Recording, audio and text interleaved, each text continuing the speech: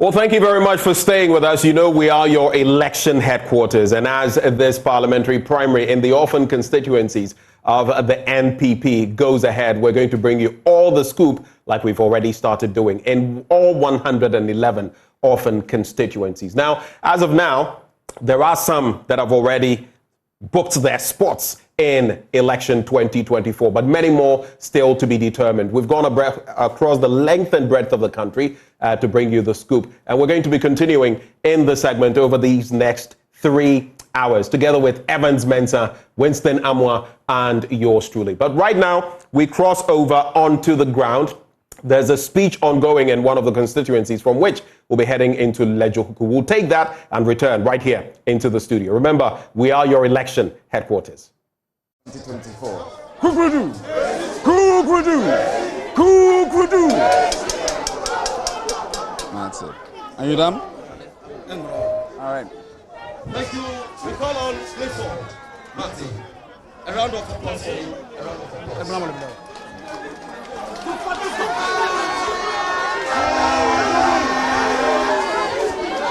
Kukudu! Kukudu!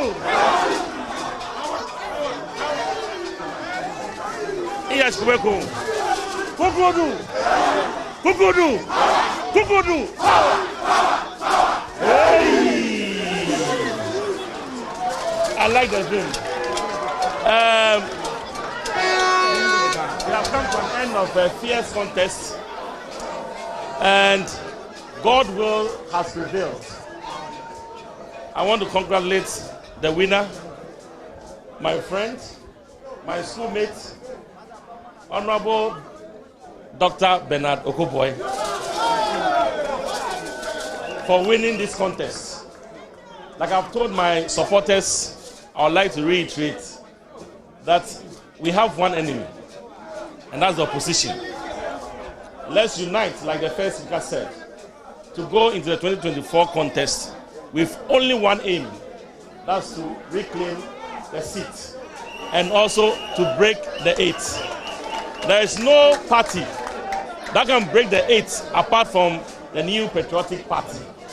So I call on all of us, polling station executives, to unite after today so that we can go out there, reclaim the seat, and make Dr. Bawumia the next president of the Republic of Ghana. So I'm going to call after election, no campaign. From tomorrow, we are starting work. And I pledge my full support to the executives, to coordinators, to polling station executives, and all and sundry to make sure that the seat becomes ours come 2024. God bless you all. God bless my fellow candidates. And let victory be ours come 2024. Thank you very much. Thank you very much, Honorable.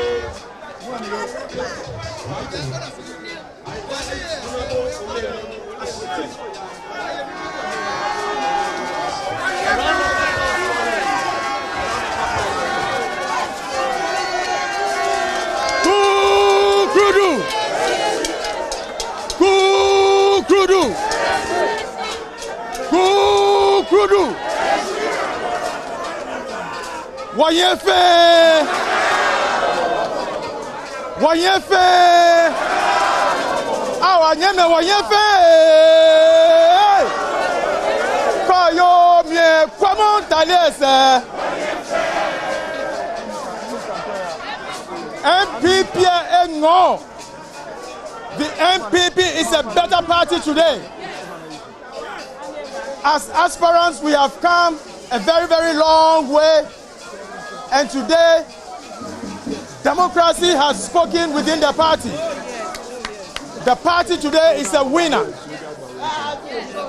I will entreat everyone to pledge our support to our newly elected parliamentary candidate.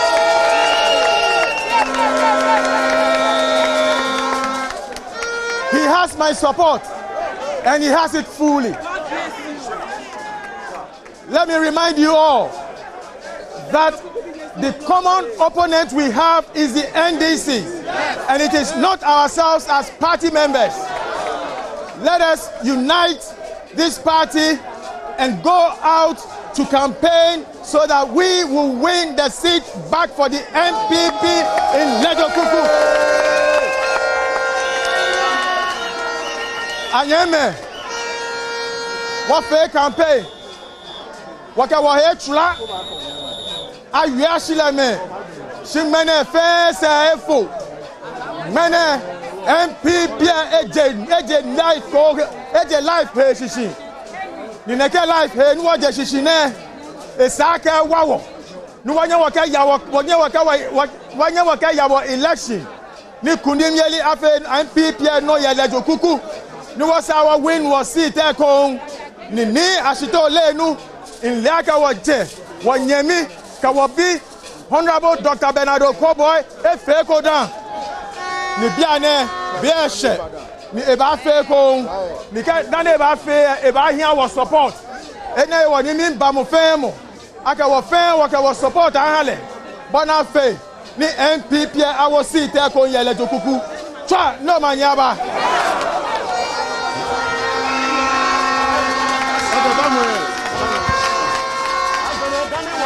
Doctor Okoe Boye baba. Baba kwa nyefa dede a confused. Nyefa na wa anyeka ya. Nyeba dumo ese. Nyawo. No drop down there. All the others will join Okoe Boye. Go down there. They are coming here. Okay, but Amadu we bene I'm saying you can stretch it when you are down there. Go down. But Obanyo come come but we share you know. All right. So Dr. Okoe Boye come in front. Biane da na amba do jeme. Biane da. Biane da.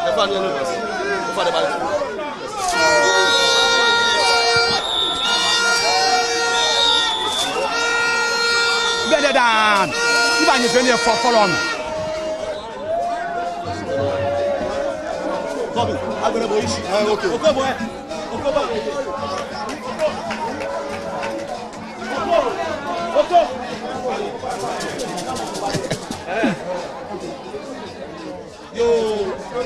The winner of the contest, Dr. Okoe Boye.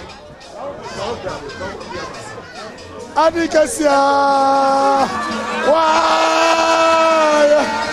Oh, no.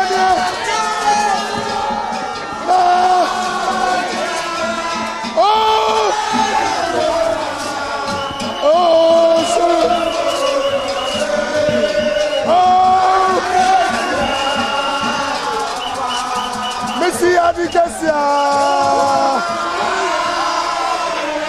Oh no.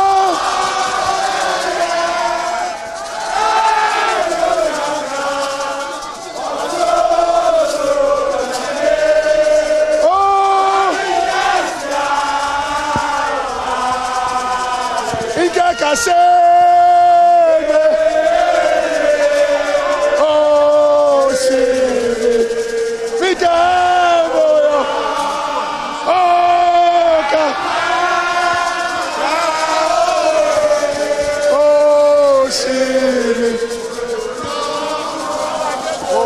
Hallelujah, ma. Oh, di ma. Oh, shit. Ma wajebe. Kubudu. Wakashida ha Yehowa. Monile na gbe kete sisije. Wakasida ha Yehowa. Moni ani wa fe wa teta ni wo planila esuesi. Wakasida ha Yehowa. Moni ba wa wo. Ni wo eseye me ni taflache ametru ni edi. Kubudu. Ni wo da Yehowa hie. Maso ma da nyemme ni kete election ma da meshi. Honorable Clifford Mate Colley. Wakasida hale. Get on the hale.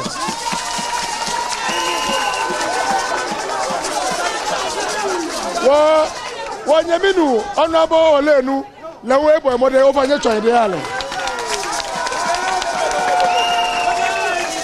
Wanyaminu Honorable Ibrahim Ajay, la unye to yede ala wonderless. Kubudu. Makpanye fai. Sanu wo fe kome. Mene FA4 Sika 2024 wo fe kome wa win say NFA Sadam Obey. Kubudu. Ake candidate e ata onoko MP den chakata odi. Kubudu. Wo makpanye fai. Keji taflache no mi obe doctor camp.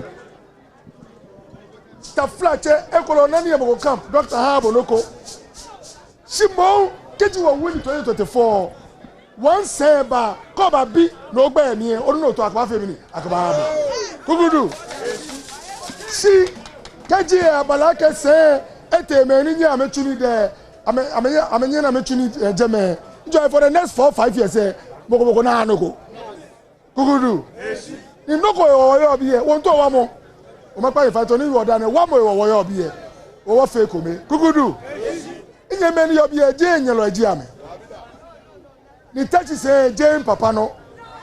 No wo na me da ma contest me ya bolo ya eko e. Kugudu. Mene mi yo bi e wo se ba nye fi ame. Kugudu. E wo keji o wa ni moko no fe ojogba ke sha me no moko ba wa ni ba fe mi ni ba fe ojogba.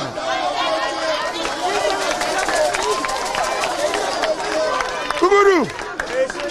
Keji o ye biye nino mi o fi o ni ne wulu. Alo fi o lenu, alo fe Ibrahim Ajay kai mo ake. Me fe ni ya vote on Dr. Okoe Boye. Wo se ke sha me no, o ba ni di gbe me ni wo wa me. Alo je naka. Yo mene le se no, han wa no nutumo. Kugudu.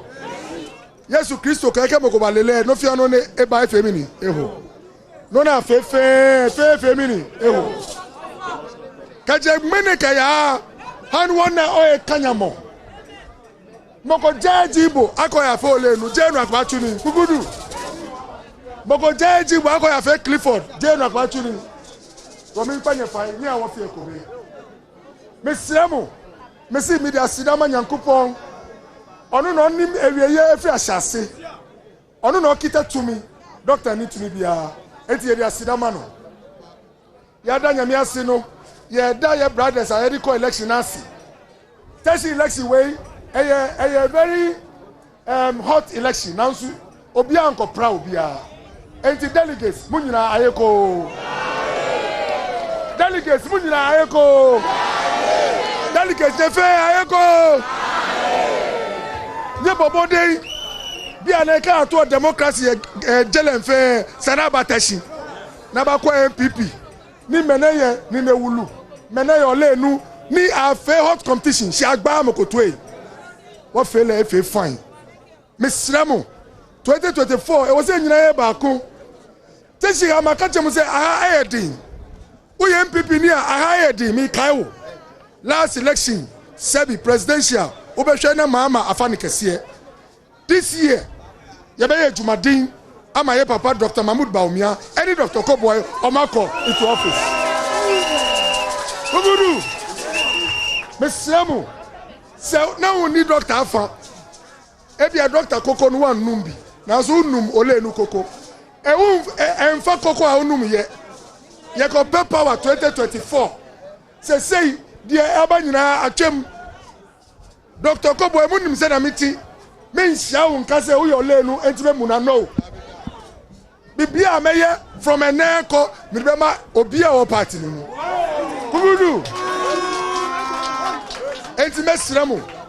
Beka asem kesi a kiremo. Impedifo na wa nyina anya na ehire won.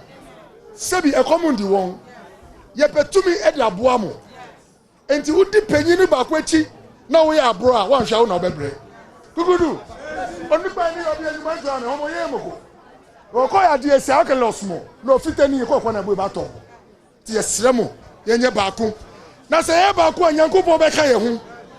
Na 2024 teshi for nyina hu no kware ni se papa na okita akonwa no sebi onti krom ha Kugudu papa no sebi 1 wada 2 onti krom ha 3 utia no se koko go no school krom ni bebi ewo Kugudu enti ye ntimi ntina ho ma MP enda 8 years Kugudu onye wata si ni MP kwa wo 8 years Bi ono ko ya ke o. Je government yo no. E wo akpafai bago mama ba. Nye bo amite mba cho me be kasem ke. Honorable Ayiku akoda. NDC force o ma ja tun se wakoda. Nanso o musre se mama ba ansa na wa sorry. Na obi a wada no dey reje se o chino be sorry. Kubudu. Enti be sinamu. Ye nyina ye ba ko. Na me wo gidi se obi a wa bre wo NPP mu. Ubre enye kwada. Nyankopon hia mu nyina. Kubudu. Doc, you are live on the JoyNews channel. So Evans, that was Dr. Bernard Okoe Boye there addressing the party supporters there, both in Ga and in Chi. In all, he is calling for unity and peace for the party. So let me try and get to Dr. Okoe Boye. You are live on the JoyNews channel to find out from him what this victory means to him. But he has addressed the party supporters here in Lejokuku. So Evans, there were 4 contenders. All of them have actually conceded defeat to Dr. Okoe Boye, and they are preaching unity for the NPP ahead of the 2024 general election. They say this is the time for them to marshal their efforts together in ensuring they win it. So Doc, you are live on the JoyNews channel. What do you have to tell your listeners? Let me step down. Who are you? So Evans, Dr. Okoe Boye is a winner. He has been declared a winner of this election. Dr. Okoe Boye, how do you feel about this victory? Well, I mean,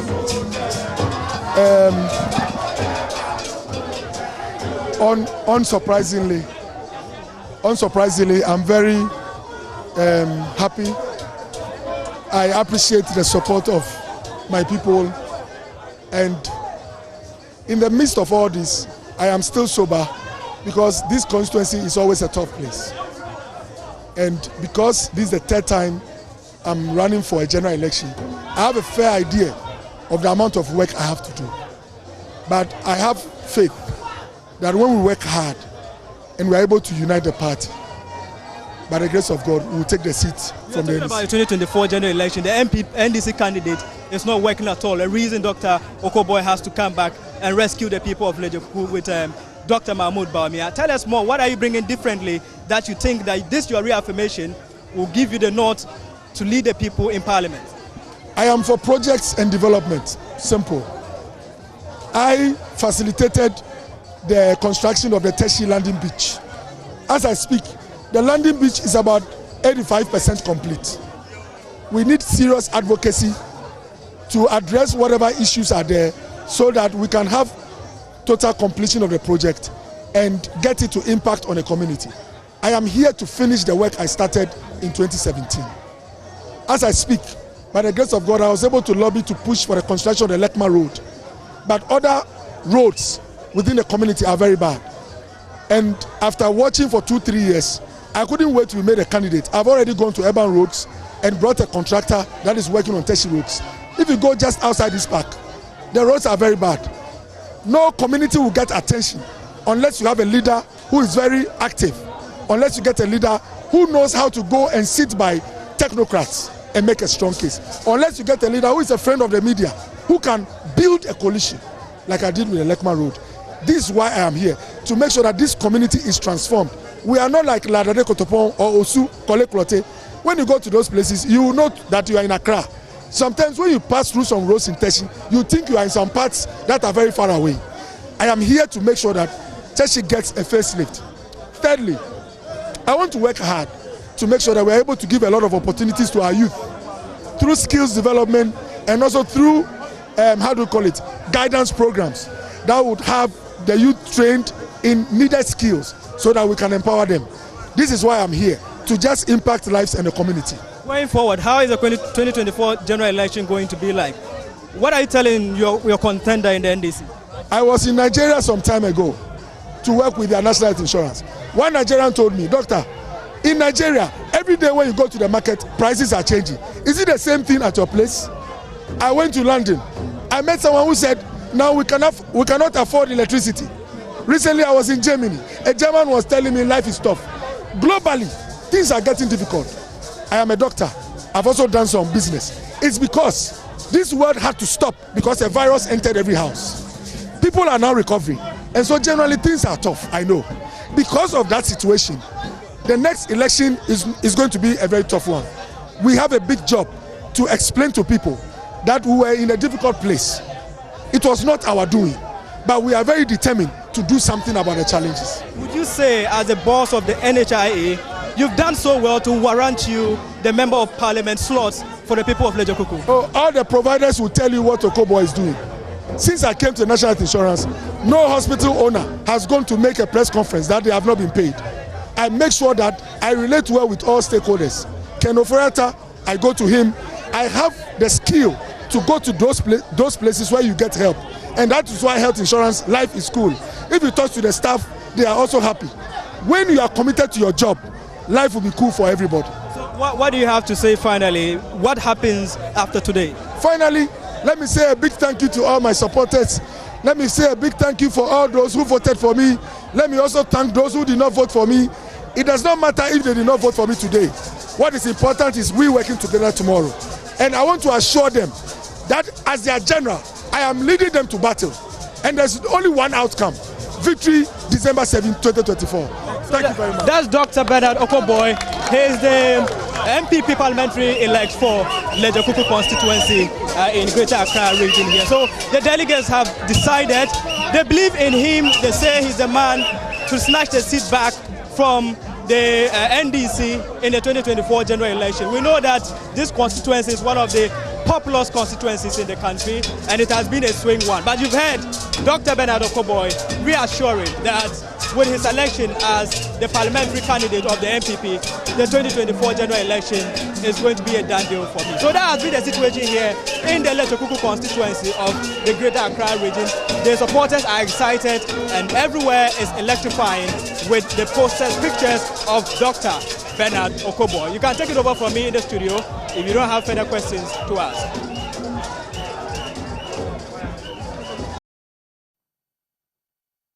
Well, there you have it. So in Lejokuku, it is the return of Dr. Okoe Boye. He's making a return, and who knows what will follow from there in the general election. But from there, we head into the Okoe North constituency, and guess who's back? Nanama Dokua Asiema Ajay. She actually took or got the nod in that constituency. We're going to have a bit of a conversation with her to find out what the sentiment is now on the ground. Madam Dokua, good afternoon. Thank you for joining us right here on JoyNews. It's unfortunate. Whenever you hear that sound, it means you've lost the caller or the person on the line. We'll try to reconnect with her, but we're coming into the studio now to find out what the feeling is like. Some interesting wins on the day. Joining me in the studio, Raymond Akwa, Evans Mensah, Winston Amwa, the crew right here. Raymond, I see you itching to say something about this situation in Okoe North. The Dokua part, because Winston forced me to go to the constituency. Winston did? Yes, like 6 times. We'll actually do a report from there. And it's a fascinating one. We kept on discussing how a sitting member of parliament in the eastern region, in a constituency where the father is a big popular chief, will actually leave that particular constituency, hand it over to the campaign coordinator of the flag bearer today, as we have it to be for the NPP, then go to Okoe North of all places and decide that I want to battle with Hussein Isa, the former member of parliament, Ken Kranche, and also a former treasurer in the constituency, who is also part of this election. Then, perhaps the most popular candidate she was supposed to deal with is Sophia Aaku. You remember, it became a tough battle because everybody was putting everything on the ground. They said she didn't care about the people. It was because she was rejected in the other constituency that's why she came there. All that she kept telling the people was that, don't worry, Raymond, I have your interest at heart. Pardon my interjection. We're going to have to just get a little technical work done on your microphone so we can get all the wonderful analysis you're spewing so we don't lose everything. I'll come to Evans Mensah on that very quickly. So on the same bit, Nanama Dokua, Raymond Akwa has already, laid the foundation, how she's transplanted herself. And it's interesting for me. I don't know of any precedents to this. There may be a few, but this is coming all the way into... You know of a precedent? A constituency in there. I know of Ken Dresser. So Ken Dresser was the first member of parliament for Ayaso West Wagon. Then in 1992, then in 1996, he goes to contest in South Tong. we've seen people contesting in areas they do not win, and then they move to other areas where they win. Yeah. So, for instance, you've seen Stephen Amwa contest in Kwabre, he's contested, then he contested in Shaisu and wins. Yeah. But to have a sitting member of parliament move from her constituency, or his constituency, to go and engage in primaries in another constituency and win, apart from Ken Drasa. Another constituency in a different region. Yeah. So, apart from Ken Drasa, who did it, from 1992 to 1996, around those times we don't really use that for analysis because of the times we found ourselves. I don't mean a region, the Greater Accra region. Yes, but he moved from so Ken Drasa moved from the Greater Accra to the Volta. She moved from the Eastern to the Greater Accra region, and it was a close contest. She's done very well, because moving into such an area at the time, going to contest the former member of parliament, that wasn't a difficulty because he had lost the seat. So, anyway. Winston, I'm going to have to interject you as well. He lost the constituency where the president won. Yes, so that wasn't a big deal. Oh, okay. The technical gods seem to have, issues with both your microphones. Maybe what about mine? Whatever they are doing, we do not know. But hold on, Evans. Hold on for me, Evans. Here's what we're going to do. We're going to capture what happened, the ambience when Amadou actually got the nod from her party. We'll be right back in the studio. I'm not way too surprised. I mean, an election, there are two possible results. Either you win or you do not win. And I have psyched myself that I have been able to speak to every delegate here in this constituency. I have sold them my message. I've sold them my vision. I've sold them my mission.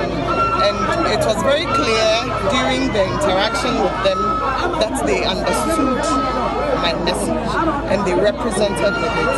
And then at the end of the day, I got the majority. I'm going to ensure that I work with everyone. And those who are aggrieved and those who are not aggrieved. It's all part of the process. We have to give them time for them to be able to come out of the situation and then work towards reconciling the rank and file to ensure that we go and retrieve our lost seat. The leadership should be the kind that will be more of people-centered, and the leadership that should be the kind that will be more of ensuring that the party is a lot more formidable than it was when I picked it up. Okay. How different is this going to be from Ekapim North? There are different dynamics, different occupations, and different needs here.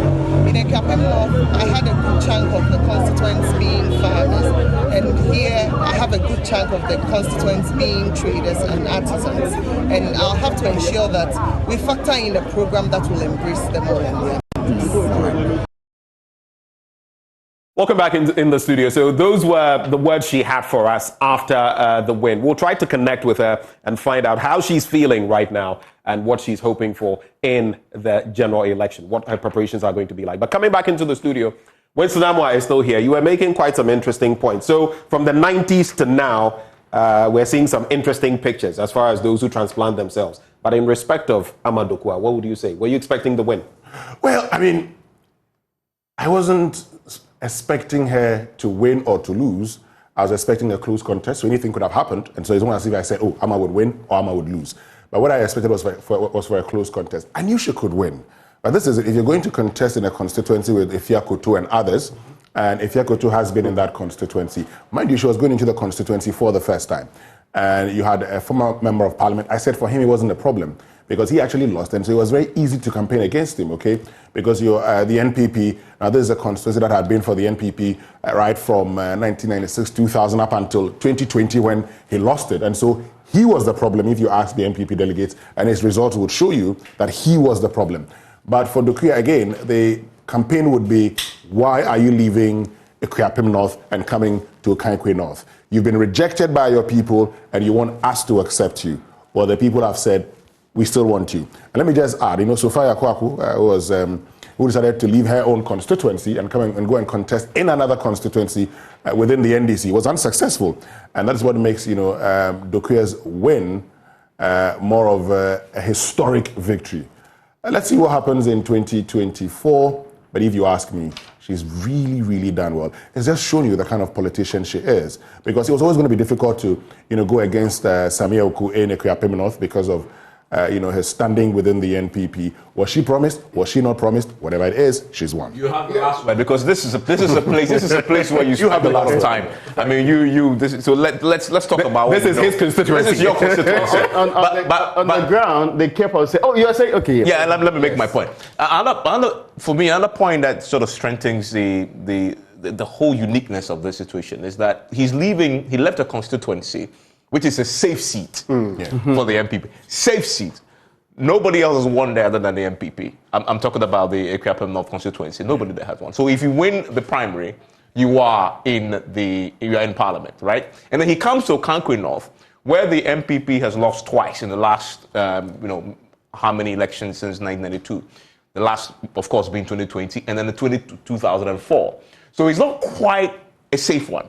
And then you are facing this second term curse, right? So even if she's won now, the uncertainty is about can you win the main election and go into Parliament. So her calculation there is quite interesting. But it also goes to show the strength of Samuel Aaku. Everybody, in fact, as we know, he is going to be acclaimed. Yeah. Nobody had dared pick a form. As of the 30th of November, nobody had picked a form to contest him. So he's going to be acclaimed. That tells you that you have a sitting member of parliament who is a deputy minister who says, leaving the seat alone. Exactly. It's almost like the Trump-like curse. If you go against anyone that I support, it is a very suicide. Fascinating sort of happening and then historical. Fleeing because I say purely because of the strength of Samuel Aaku. Samuel Aaku becomes a phenomenon. We need to study it. Because for you to leave when you've won, when you're holding the seat, when you're a deputy minister, you have deputy ministers, you have the resources. You should have the resources to compete against Samuel Aaku. But is it not also about the backing that Samuel Aaku has? True. He's an establishment, so to speak. Absolutely. And in the Paumia campaign and everything. Absolutely. So if you go against that, you know exactly what you're going against. But yes, the party machinery. She was guaranteed going back to Parliament. Now she isn't. Now she isn't guaranteed that. But then she came up against individuals who also, many people said, because she, okay, and then here's the play that I thought was interesting.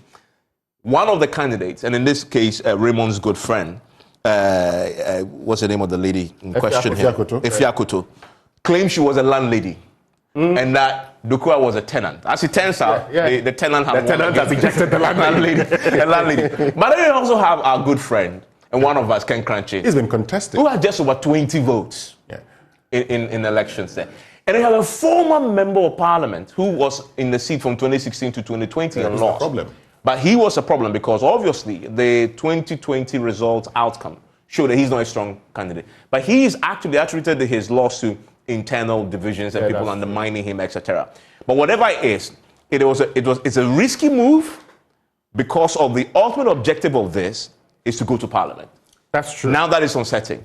But it became pretty obvious that she couldn't maintain her hold of the constituency previously. Because if she had contested Samuel Aaku, it would have been, in fact, she would have lost massively. In the primary? Yes, in the primary. People should not see, her father is Nyindam, very popular in the Akwamu traditional area, very much known in the Eastern region, one of the people that people respect in that area. So being able to get people to understand that my daughter should be in Parliament was not going to be a difficult one. But the switch, it became absolutely necessary. In fact, it reached the point they were shopping for constituency for Samuel Aaku. Where else can we put him apart from this place? Where else can you get him so that he doesn't come to cause the upset that many thought was going to happen on the ground? The other point here is that even though, and everybody in the contest was fighting Dokua, the immediate past member of parliament. Yes, he was insisting that Dokua was not qualified because she had not been in the constituency and that she had not actually nurtured. No, but their committee found that not to be true. He even insisted that he might even go to court. And when he went down there to campaign to people, he said, what you should not be doing is the loyal people that have been with you all this while, you ignore them for someone who has been rejected by your own people to now come and take over. Because some very powerful people in the party says you should install her. But there are some constitutional issues, though. And I was checking the NPP constitution, which says that for you to contest in even the primary, in a constituency, you must have been in the constituency and vote there.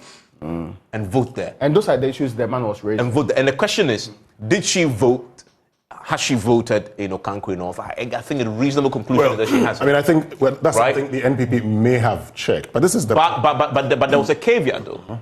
The national executives have also been given authority to. They can waive. They can waive that. And see, they can waive that. I guess this is what happened. This is the point. Once you see, now when Sophia Aaku decided to go to Okoe North, and Raymond talks about her father, this is the thing. And I, in one of my discussions with, in one of my analysis of the constituency, I happened to meet a lot of, delegates from that constituency, the constituency executives, and they said one thing.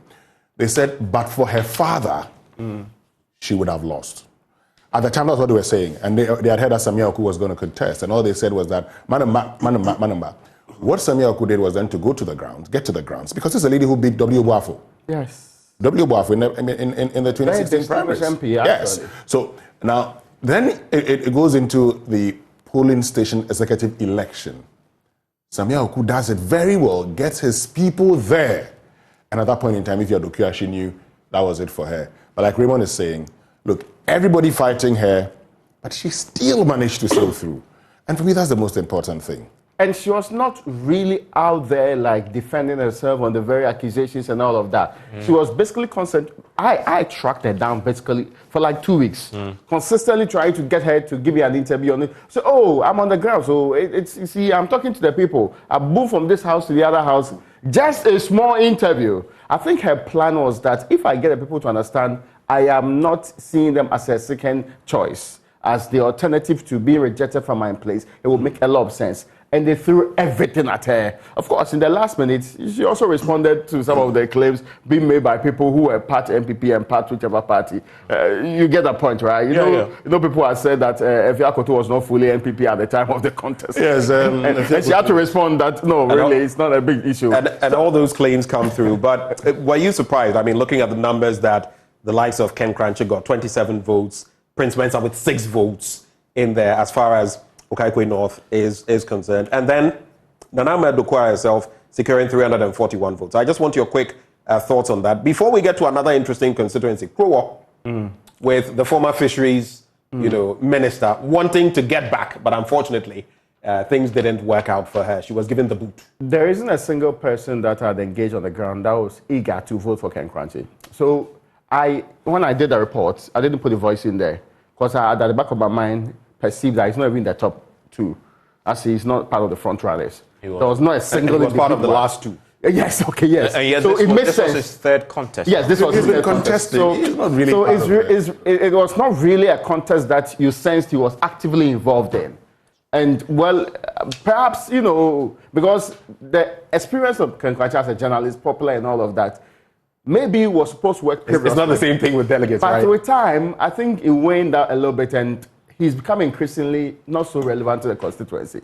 I don't know what the future holds for him there, but for 3-time person, you expected him to do better than what he did anyway. So let's do this very quickly. We're going to walk through those constituencies we do have in terms of those who have carried the day. We'll analyze them one by one, but as of now, we do know that in the Krowo constituency, Emmanuel Laye Odai carried the day, of course, ousting Elizabeth Afoliakwe, who was trying to come back. She had lost the last election and was trying to stage a comeback. That did not work for her.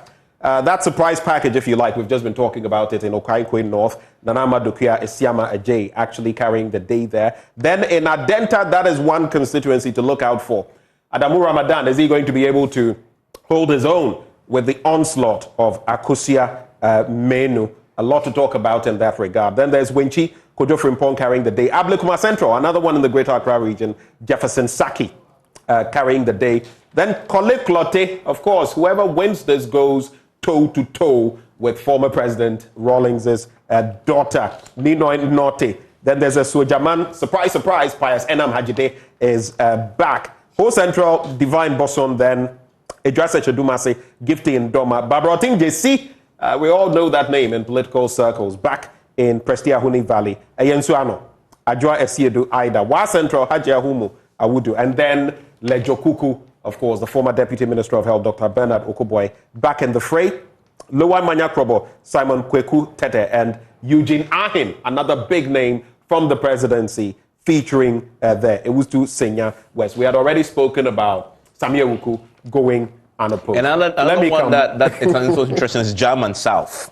The former GRA commissioner, Ken Agyapong, also winning there. Obviously, he's had his own battles with the special prosecutor. And it's not interesting. It was not the same week. I wonder what the look on the special prosecutor. Only this week that he's been cleared. Yes. But of interest also, when you go to the Ayensuano constituency, Marco Krekumante was contesting in that constituency. The Deputy Minister of Tourism. Yes, he was contesting in that constituency. And he's lost in Sojaman Paul Asariansa, Paul Ans, they call him. He was beaten by Pius Enam Hajita. So when you look at the Ayensuano constituency, and that's just by the way.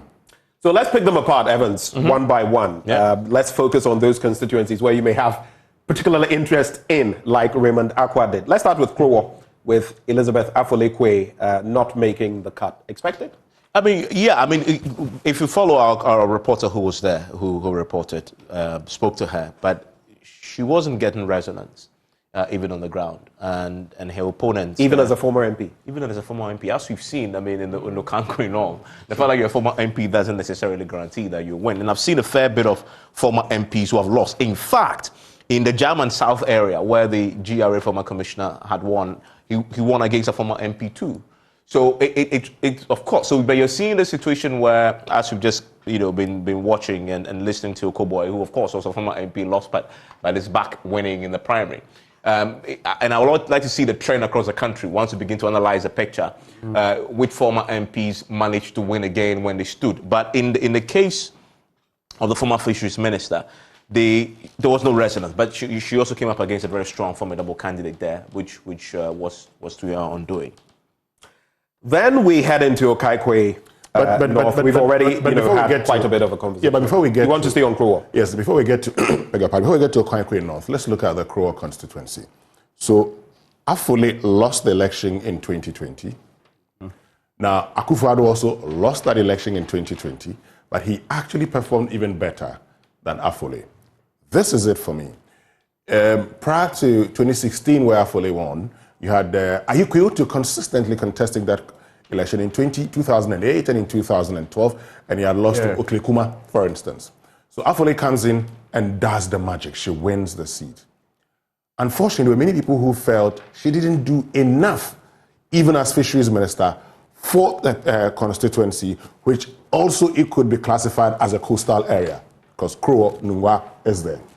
And so, if you are the NPP, and because of the nature of that constituency, you would want somebody who would be able to at least give the NDC a contest in 2024. The feeling was that she was not that person who could give the NDC a contest in 2024. And as Evans was making reference to, when she got to the grounds, and I'm sure by the time she got to the grounds, she would have known that this was not her elections. Because the moment she got there, she didn't get the kind of welcome she was expecting. Yeah. And, Emmanuel Ayodai had everything on the ground working for him. You see, but we make this point. By 9,000 votes in the last election. Yes. And for a member of parliament, the expectation was that she would have done way better than that. And the explanation that was given to some of us was that there was some wind of change that was blowing in that year 2020. So the MPs that lost, it was not greatly their doing. There were several factors that worked against them. So in order to get back some of these constituencies, because the MPP moved over 160, what they call it, constituencies. 69 to 137. Yes, to 137, which is almost like a 30 difference there. Now, looking at some of the results coming in, it's almost clear that the constituents and the delegates in these areas do not really excuse the members of parliament who had lost the election previously. Not generally, but they are unwilling, as it looks like, to repeat some of them. Once you're a loser, it's very difficult to get back. But I think what actually happened is that the wind of change in 2016 is what brought many of these persons into office. And so in 2020, it was just a reversal of the wind of change. The same wind blew them away. The same wind blew them away. And so Yes, people will make the point, but if you look at it critically, apart from some areas in the central, the areas in the central region where the NPP had been winning consistently, but they lost in the 2020 elections, which they've attributed to their fight against illegal mining and all of that.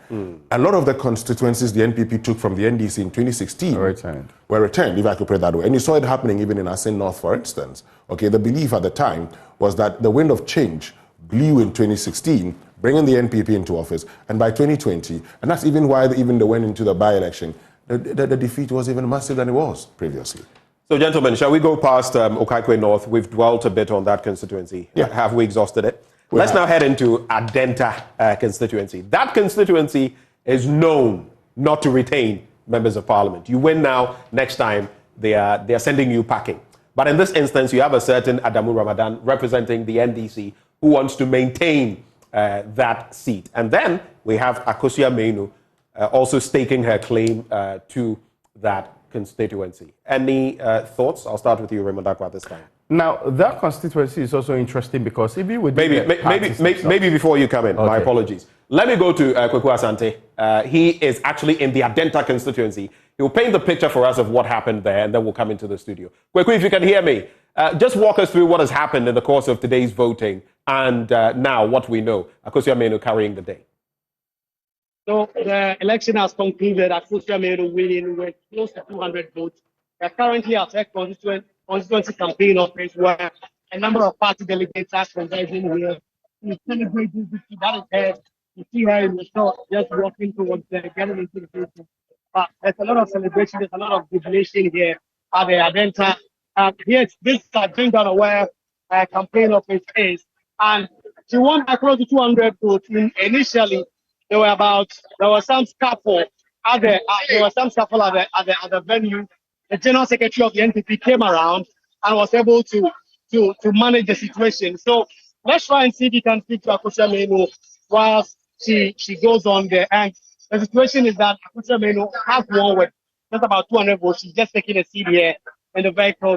And she says she's really willing and ready to beat Adamu Ramadan. Mind you, like you mentioned, Adenta is a constituency that does not retain MPs. You either lose your party primaries or you lose the general election. And Adamu Ramadan has been retained by the NDC going into the 2024 election. She's going to face Akosua Menu. So if you can speak to Akosua Menu for just a minute, we're trying to get that out of the way. But there was a clean sweep for Akosua Menu. She went against the spokesperson of the Energy Ministry, who is popularly called here in the constituency as Baba Tofik.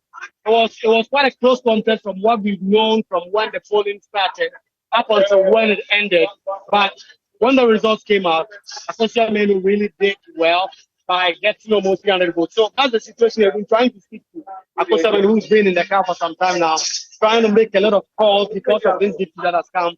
If you come to her constituency campaign office here at Jingano, there's a lot of party supporters who have converged here to celebrate with her, and we expect that she will make some remarks to them and also speak to them in terms of what her goal, but her vision is towards clinching the seat from the NDC here at them.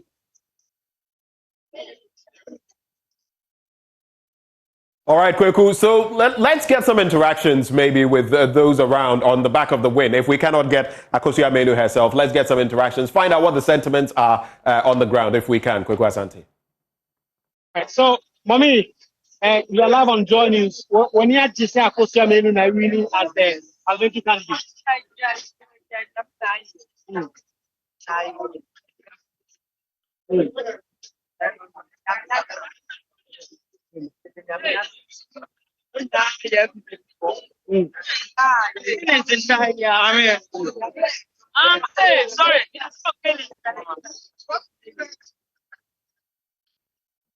Let's speak to more people here who have converged here at the campaign constituency office of Akosua Menu. Let me speak to some of these people. You're live on JoyNews. I mean, how excited are you about this victory that has been secured by Akosua Menu? First and foremost, we are grateful to God for making us a successful election. We are happy Sister Adenta for some time. I think we need a woman, we need a feminist. I mean, Akosua Menu, we believe that things are good. We see some of the things the current MP do, and we believe that Look at the roads at Lakeside, for instance.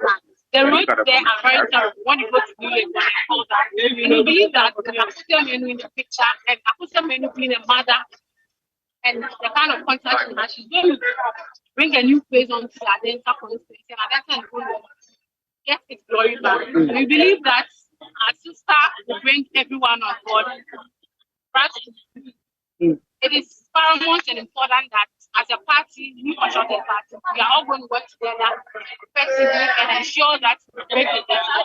Thank you very much. So that's the message here. Let me speak to Anthony. Let me try and speak to this gentleman and see what they make of the results as we've just seen here. So it's really about unity really. When you talk about Adenta constituency, what do you think this victory? What do you think this victory signifies for the NPP? So this victory.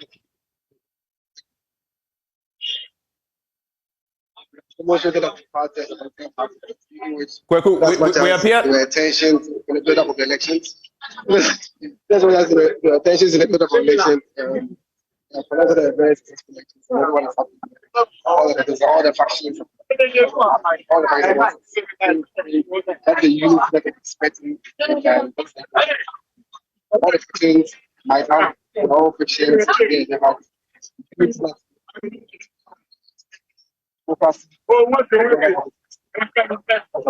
Right. So, Benjamin, the message here is that Adenta and NPP must unite to be able to win 2024. Because they say that one of the reasons why they lost by almost 14,000 votes in 2020 was because the party was not united. And that now they all have to unite behind the newly elected candidate for the party here in Adenta constituency to be able to bridge that 14,000 gap. They know it's an arduous task, 14,000 defeat in 2020 for the Ramadan, but they say the NPP is hell-bent on unseating him. And if you look at the trajectory in Adenta, no one wins the constituency 2 times. And since 2004 when it was created, it's always one term. Akusua Menu was hoping she can snatch the seat from Ademu Ramadan in 2020. Thank you very much, Koko Asante, for bringing us the scoop all the way from Adenta. So what's it going to be? Is Adamu Ramadan going to break the 4? Or is Akusua Menu going to be able to continue what we've already known? Let me come into the studio now. I was with you, Raymond, so I'll be fair with you. The question as I look at this list that we have, at least those who have carried the day in their constituencies, I begin to wonder, they may have won the battle, but will they win the war? I'll start with the Adenta constituency. No, it's interesting. I am convinced that she'll find it easier winning the constituency seat than Raymond, Adamu. I'm sorry, I'm going to have to do this again. I'll give you all the time, but Evans, we're trying to get Ken Agyapong on the line. German South. Well, we have him. Keno, congratulations are in order. Thank you so much for joining us here. How do you feel having taken this constituency? First and foremost, I want to give thanks to the Almighty God. This week alone, I have solved 2 major important successes in my life. My case against the special prosecutor, I had a favorable judgment on Monday, and today, Saturday, 2nd December, I've won the parliamentary primaries on the ticket of the NPP in the German South constituency. I can only say I'm humbled by this victory, and I'm grateful to the Almighty God. Now, it's quite a wave you've had to ride because the OSP has been on your case. Yes, you appear, to all intents and purposes, to have got yourself out of that net. But winning the German South seat, now the real work begins. What are you looking forward to doing to actually get the votes needed to win that constituency in the 2024 election? As you may be aware, the NPP have won the seat for 20 good years until 2020 when we lost the seat to the NDP. Now, it was as a result of a division in the ranks of the party. The then parliamentary candidate, who was the incumbent MP and the deputy minister of state, somehow had issues with the primaries that they had. He and the person who had the second highest number of votes were not on good terms. And as a result, there was a sharp division in the party, to the extent that some of the members of the party joined an association called Skirt and Blouse Group. And that Skirt and Blouse Group, instead of campaigning for the NPP, rather campaigned for the NDP candidate. So whereas in the presidential election, His Excellency the President won with over 15,000 votes as against former President Mahama. In the case of the parliamentary elections, the NDP won with less than 2,000 votes. So clearly, it was as a result of division in the ranks of the party. My first major task is to unite the party. I campaigned on the pillars of three attributes: competence, unification, and humility. And the major one, I believe, was on unity, how to unite the party. I had given promises to the Council of Elders, Council of Patrons, and the Constituency Executive that if I were to win, my major priority would be to bring the party together. So the first thing So I believe you're explaining to us how exactly you're going to do that. Pardon? I mean, you're going to explain to us how exactly you're going to bring that unity, right? Okay, first and foremost, the other four concessions, I had told them, and I have been working along those lines. In fact, I'm so free with all of them. And when I won today, all of them have congratulated me. And during our campaign, we were discussing, we were meeting. And anytime we met, we were joking and about the whole thing. They said I was an old man and they were young people. And I said, well, in Chi, we say only penny. So definitely with my major asset as the oldest among them, with the experiences that I have, with the training that I've had, the qualifications and the competence that I have, the skills, abilities, and all that I needed was to have that good relationship with all of them.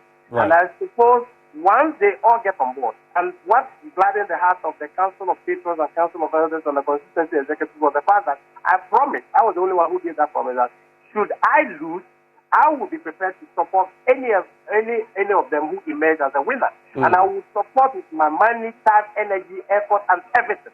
And they were so glad about it. And each time we met, that was what I said. So the last time I said it again, even before, and I repeated it. And so once I was prepared to support whoever would emerge as the overall winner, it meant that if I also won, I should take everything possible, every step possible to unite us. Right. I had done it before. In 2008, when the former MP, the immediate past NPP MP, who had been on the field for 3 terms, had lost the 2021, he had beaten an incumbent MP and a deputy minister who had been MP for 2 terms. And I was a major supporter of that honorable member of parliament. But I took the step, the initiative, to reach out to Honorable Aaku, who had then become the newly elected parliamentary candidate. And I brought about unity. And so once I was able to do it, I guess... so you're assuming you were able to do it then, you'll be able to do it again, right? That former MP was able to win the seat for 3 terms, consecutive terms. Right. A quick one for you. So this has been a bit of a safe seat for a long time. Then you lost the seat, and now you're trying to rescue it for the MPP.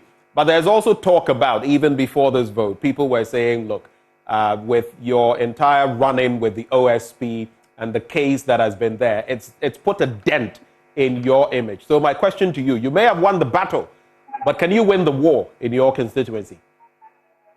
First and foremost, if you know that I'm a military man, I know that series of battles would eventually culminate in victory in the war.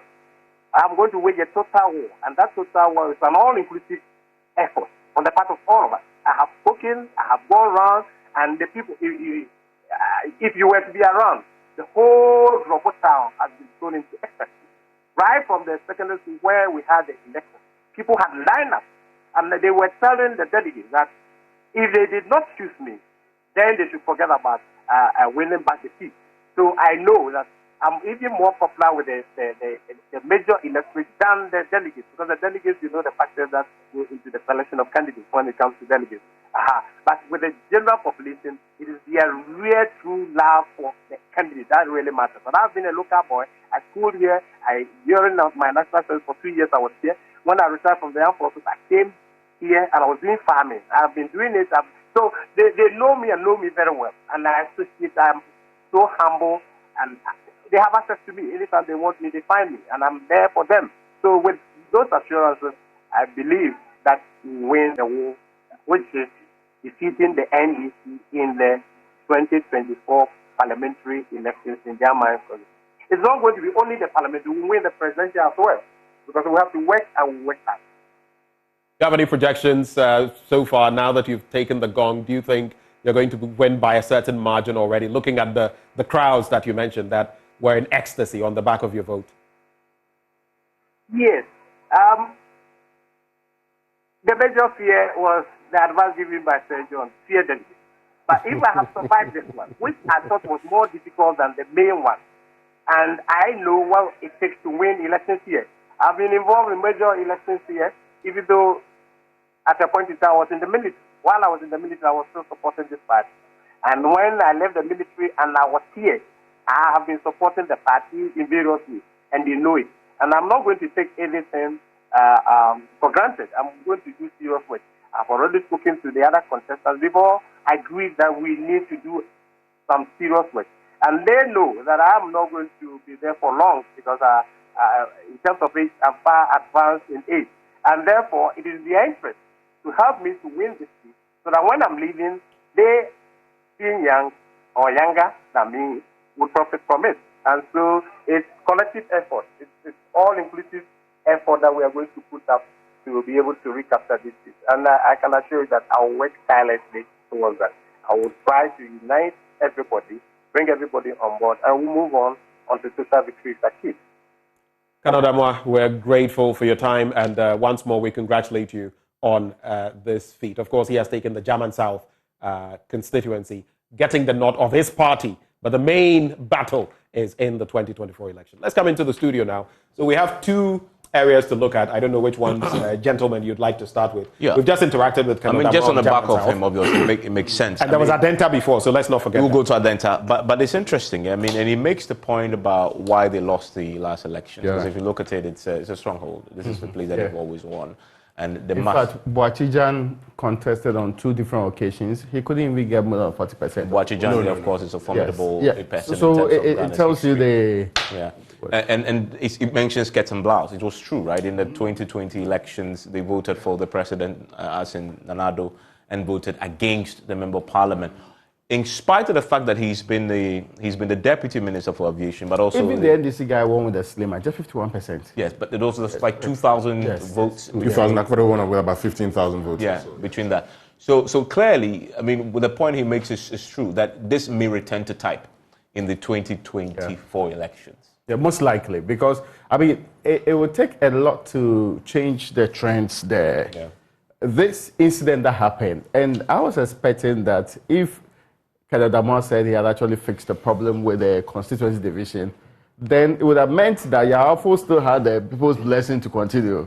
But of course, he fixed it to his own interest anyway, because there was an urgent need for somebody to do that engagement with the people. You know, and in fixing the constituency problem, it was also in the interest of the constituency not to return Yamamafo. Oh, okay. Because Yamamafo was part of the problem in the previous election. Okay, so we'll discuss those problems, Winston. I'm going to have to do this all through this period. But we're going to Pandai constituency, where Martin Nyindam has actually carried the day. You remember, just like Dr. Okoe Boye, he lost in the last election, but in this instance, he's won the primary.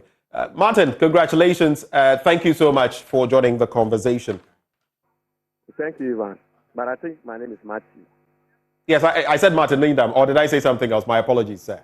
No problem. All right. So I'd just like to find out, what is the feeling on the back of this return that you've made? You lost the last election. Now you've won the primary. What exactly are your projections moving forward? Well, thank you very much. And then let me say hi to your listeners. I think the last election, just like you said, I went into that election strongly, hoping I was going to win.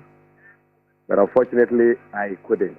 And I lost sadly. And I think my people, everybody now knows the difference between Matthew and the current MP.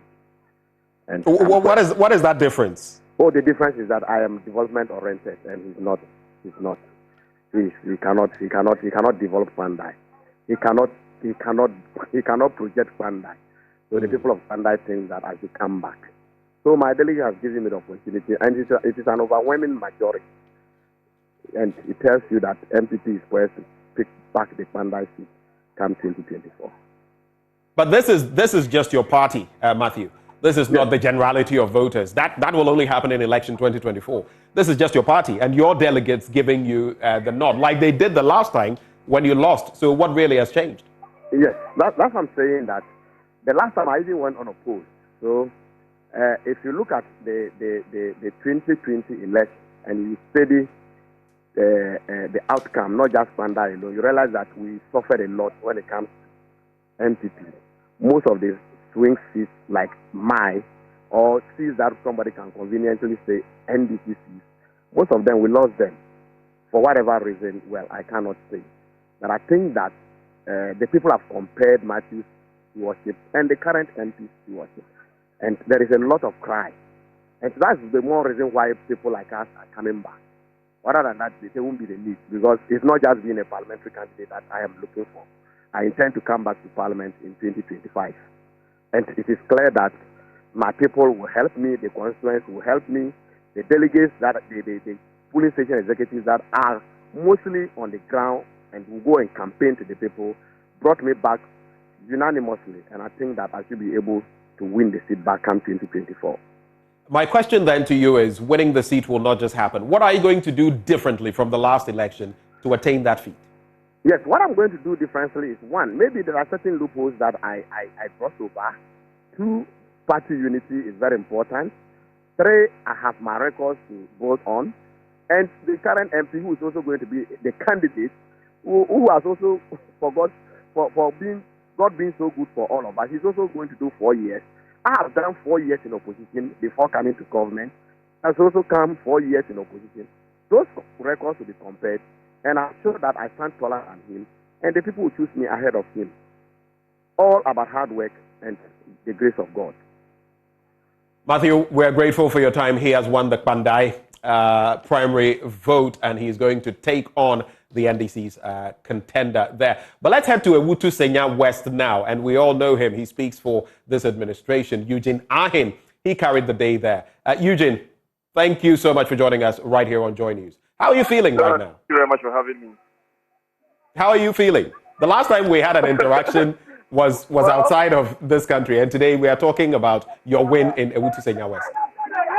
Evans, I mean, it's exciting. I mean, exciting to say the least. I mean, it's been 2-3 years of hard work and, perseverance and, trying above everything else to make sure that this dream of leading the NPP into the 2024 elections, the West Constituency, comes to pass. I mean, it's been a tough battle over the last 3 years, and I'm grateful to the Almighty God that He's brought me through this primary this afternoon. So you are interacting with Benjamin Akako, by the way. That's why I was referencing our last meeting somewhere. But I'd like to find out from you. There has been talk about the fact that you are the establishment candidate, for which reason all others were going to bow to you in this primary, which has actually happened. Maybe you have that gravitas in the party, for which reason this has happened. I don't know whether you disagree, but do you think that can carry you on to actually secure the seat? It's unfortunate we've lost him. I wanted to pin him down on that and find out what his stake is. But gentlemen, so we've had Matthew Nyindam, Pandai, now Ewutu Senya West, Eugene Arhin as well. It's no surprise for me. You've left our plate with a lot to unpack. So you have from Adenta to Pandai now to, because let's do as much. All of them really are pretty heavy if you really want to unpack. Yeah. I think we should start with. Let's go back to Adenta. Let's take it bit by bit so that we come to this point. We'll forget what they call it, Pandai. It's a very important one. Matthew, it's a very important one because our friend Richard Nyama. Yes. Right from I had so much hope. All right, hold on, guys. Eugene is back. Eugene Arhin, welcome back. I don't know whether you got the last question, but I was just trying to find out. Some would say you were the establishment candidate, so no surprise in your win. But do you think you can carry favor with your constituents generally to win in 2024? I don't think you can describe me as the establishment candidate. I mean the bottom line is a fair level playing field was created for all the other candidates. I mean, we went into this election, whatever it took for any of the contestants to win, we all brought it to bear. And at the end of the day, I think the constituents or the delegates of the New Patriotic Party found favor with the kind of message and the kind of campaign and that took over the last 4 or 5 months. So, I mean, bottom line, I believe it was a level playing field for all the candidates who contested in this election. And, I mean... Everything, you think this was a level playing field? Oh, absolutely, it was. Absolutely.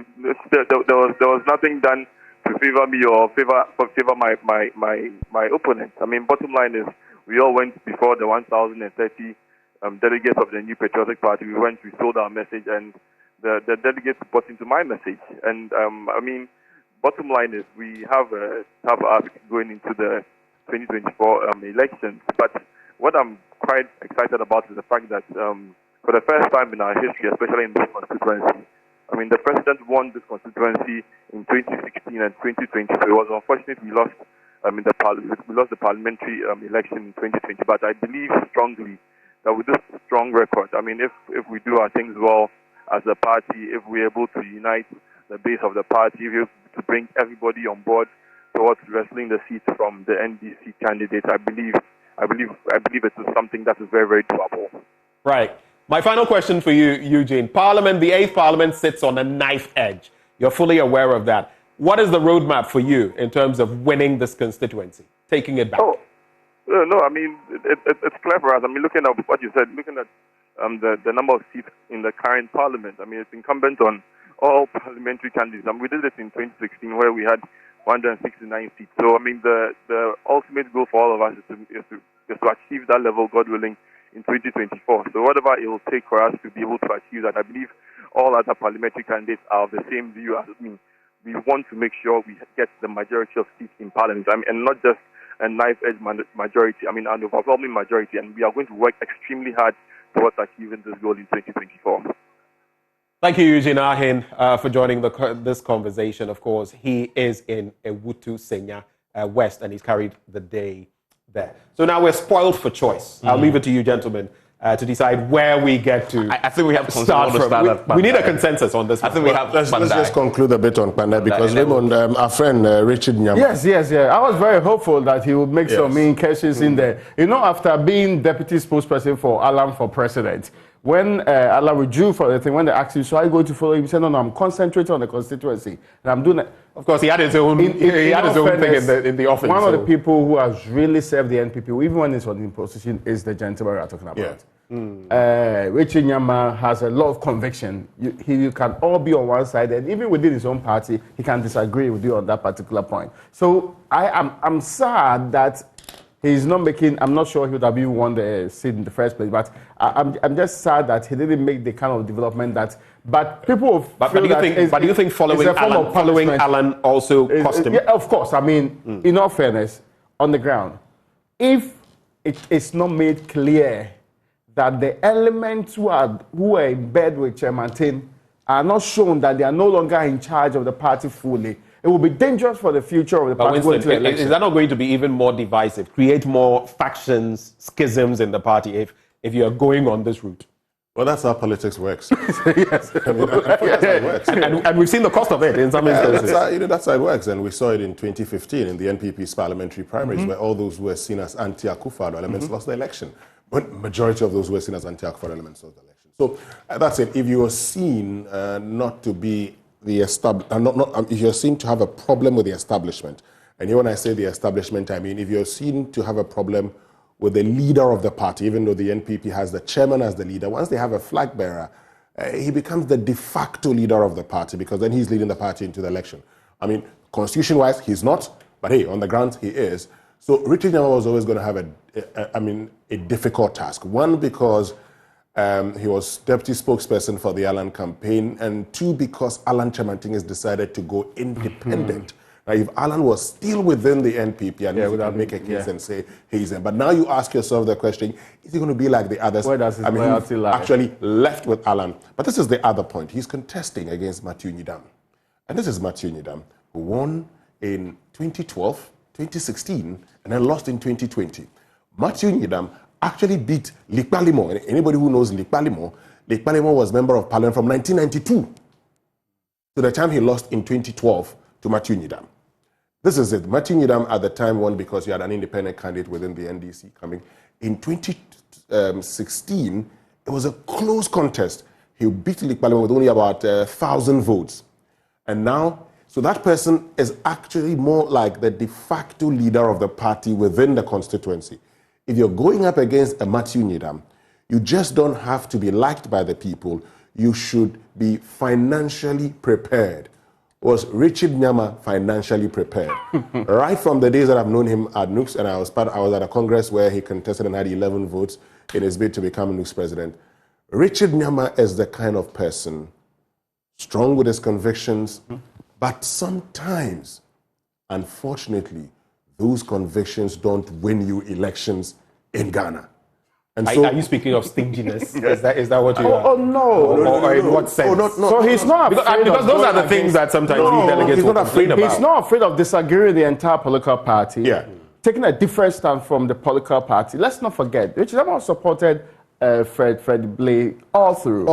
He was a spokesperson. Yes. So he's not the kind of person you can box in the corner and say, oh, I belong to the camp because for some reason, when he spoke about Alan Chemartin, he said it was fairness in the political party that established tradition.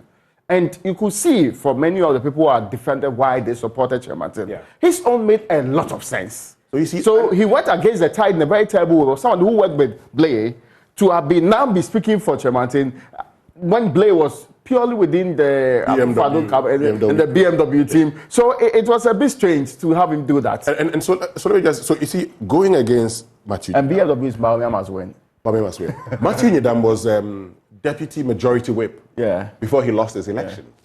So Matthew Nyindam himself is a formidable candidate within the constituency. Okay, and it's not as if this constituency is the NPP seat. Traditionally NDC, but Likbalimo had become unpopular, if you look at it. But even in his unpopular state, when the NDC had no independent candidate in 2016, he came very close to winning the seat. He was still a force to reckon with. So you then would understand. Now, this is the other point. This is not the first time Richard Nyama is contesting this seat. He went there in 2012, and he lost this seat to Matthew Nyindam, who eventually became the member of parliament at the time. So for me, the most important thing here is that, yes, maybe he would live to fight another day, but with his convictions, that's what you need in politics, but unfortunately, that is not rewarded in our kind of politics. And here's the thing, I just try to pull the actual numbers from this particular primary, just to see if it tells us a story. And it is overwhelming. It's a complete annihilation of Richard Nyama. The competition. Yes, I mean, there are only two of them. Martin Nyindam had 682 votes, and Richard Nyama had 60. Right? It was not. So wait, mention that again. Yeah, Richard Nyama had 60 votes. 60 and Matthew Nyindam had 682 That's votes. a tenth of the votes. That is a complete annihilation of him. And for me, two things. One, I agree that Martin Nyindam himself is a strong candidate. However, if we look at our analysis since the beginning, candidates who are incumbents, who loses, so far have been punished in elections, as we've seen across, right? So Martin Nyindam himself, yes, strong candidate before 2020, but not as formidable going forward because, of course, he lost a seat. And Winston is right. This is an area which is it is a stronghold of the NDC. Presidential until Nyindam, they've never won it. So yeah, I get that point. But in 2020, something happened that made him lose elections. I come back to Richard Nyama's association with Alan Chemartin, and I make the point. And for me, is one of the things I really want to see by the time we're done completely analyzing the results, how delegates are either rewarding or sanctioning individuals who were associated with Alan Chemartin. And this is the first of the lot. And we're going to see, even in the first casualty. Yeah, first casualty, exactly. Even in the primaries to be held next year, in areas where we have sitting MPs. I'm going to look at Peter Amewu, for example. Will anybody dare to contest him? And what would the delegates say? Something else I need to say about Richard Nyama, and still within the same unpacking of his association with Alan Chemartin, did he create enough distance between himself and Alan post Alan's resignation from Was the time not too short for him to have been able to manage His that? answer to that question has always been, I'm focusing on my constituency seats. But he never really openly said Alan Chemantin is off the... the point I was going to make, that's what I heard him like on 3 different occasions, stating categorically that, listen, I know that we are finished with this primaries, right? And Chemantin is not part of the second round. But my interest is going to Pandai and winning the seat. I heard him. I don't know why people were insisting on him making the declaration or whether he's going to declare support for... So he didn't dissociate himself from Alan? No, he did only say, I am going to focus, as he said. I'm going to focus. So he's not leaving the party. But in doing so, my point is, could he have been more forceful in issuing that statement, in also calling out a man that he backed, right? A man that in fact, there was a line in the statement which said, I thank Honorable Chemantin for the opportunity to have served him in the party and wish him well as he reevaluates his role in Ghanaian politics. I also wish to thank the Ghanaian media and moves on. But could he have reserved the line there and actually be more emphatic about his critique of a man he loved who has made a wrong decision to leave? So my question is, could he have made that, for example, in his assessment, his leaving? I feel it would have been a bit too quick. No, but listen. Maybe politically savvy. Who are you catering to? Who are you catering to? You're catering to the delegates who are going to be voting for you. How would they view Alan's departure? Alan is gone. He can't help you, no matter how close you were. I'm saying he possibly should have, thrown Alan to the dogs. The man was gone. Turn to him and say, I was not part of it. But you see, that's the convictions we're talking about. And so, that's exactly what I was about to get to. That is why he had a strong conviction. But that's why he's lost. That is why he has. He didn't just lose 8% of the vote. 8%. Yeah. But this is the other point. Less than 10%. This is it with Richard Nyama. I'm not going to go into detail here, but look, I'm sure he knew he was going to lose this. Yeah. I don't have not by 6. Not by yes, margin. maybe not. And yet he stuck to his convictions. I don't have his permission to put certain things out, so I won't put it out. But on the grounds, he would have known that it was going to be difficult for him based on a few things that have even happened to his family in the past in that same constituency. And I say, because I don't have his permission, I can't put that one out. So in going into this election, I was expecting a better performance from him. I wasn't expecting 8%. My goodness. I think he was hurt a bit more by his association with Alan, but also his inability to be more forceful in the dissociation. But the question then I believe so. Yes, there's the Alan factor. Was he going to lose anyway? He was going to lose anyway. Even without Alan, he was going to lose. But, of course, I think the Alan factor made it impossible. I mean, clearly he had 60. That shows you that combination of coming up against Nyindam, going to lose anyway, and then you have the Alan. If possibly, and I still return to that, you see the delegates of the NPP, and yet last time I was speaking to Babia Sama here, who was making the point that there are many delegates in the NPP who believe in the cause of Alan, but will not leave the party just yet. I mean, we saw Deputy Finance Minister. Yes, of course. Those are the prominent ones. And maybe a point to make. You see how, I wouldn't say throw under the bus, but immediately Alan went his way. They extricated themselves. I mean, it was clear. Everybody shifted. But because you listen to somebody like the former tourism minister, who was also in Alan's camp, Katrin Afeku, she was very forceful. Now, beyond being forceful. Almost like a press conference. Yes. Beyond being forceful, and she tore into Alan. She actually showed up at the party's press conference the day or two after. Exactly. True. And to say to the cameras, public declaration. Say to the cameras, look, I have shifted. My allegiance has shifted. I'm not just going to issue a statement and hide. I am coming to the party's headquarters and back the current leadership and show to the world that Alan is gone. That hit me too. I saw it. Yeah, Alan is gone. And my point is, and this, I don't know whether she's contesting. I wanted to check whether she's contesting. That backs my point. So it would be good to find out what the voting goes like. And you see, because you know you're going to contest, you don't treat Alan's departure with kid gloves. Which, unfortunately, is what Nyama did. Okay. He thought I can just issue a statement and say I'm focusing and leave.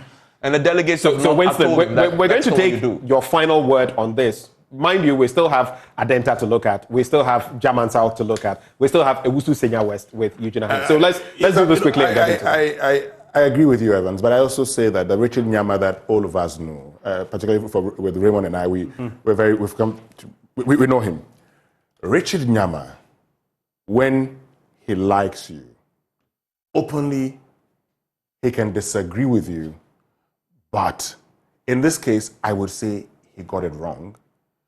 But for him, he also did not, and with my discussions, something I can put out, with my discussions with him, he did not want this position or his contest to be about his association with Alan. So I am focusing on Pandai. But this is where he got it wrong, because if he had come out openly and had said, this is it, it would have resonated with the people. Because then we don't know, because when you are asked the question, you throw it aside and say, this is my focus. Also because of his association with the media, he knows that when he says this, everything is going to be about why he's left Alan and not why he's contesting on Pandai. With hindsight, I think he would agree that he may have changed his strategy. That notwithstanding, 60 votes is an indication that there was no way he was going to win that election. Gentlemen, let's move on. We have 3 more constituencies to look at. Where do we start? Do we go to Adenta first? Or Owutu Senya West? Adenta is a straight jacket thing. I mean, nobody... Is it? Yes. If anybody knew how popular... The woman was begged not to contest the current national youth organizer of the party. She was so popular that people really thought that she was the incoming national youth organizer. And, you the popular people, even on your birthdays, you tend to trend, but her own for this. So the things she says when she appears on radio and TV programs is carried by party communicators across the length and breadth of this country. So literally she's a juggernaut in the party. Yes, so it was not shocking, and for some reason she had a lot of backing too. I don't know whether that was a trade-off between not going for the youth organizer position and having to contest in Adenta. But then the NPP has also not really had a very strong candidate. A candidate that's backed with a lot of resources in Adenta. Okay. If you listen to the complaints that Bamia Samoa gives out, which many think is part of the reasons why he has problem with the Bamia team, and also because, let's not get it wrong, Adamu is related to the candidate of the NPP's wife.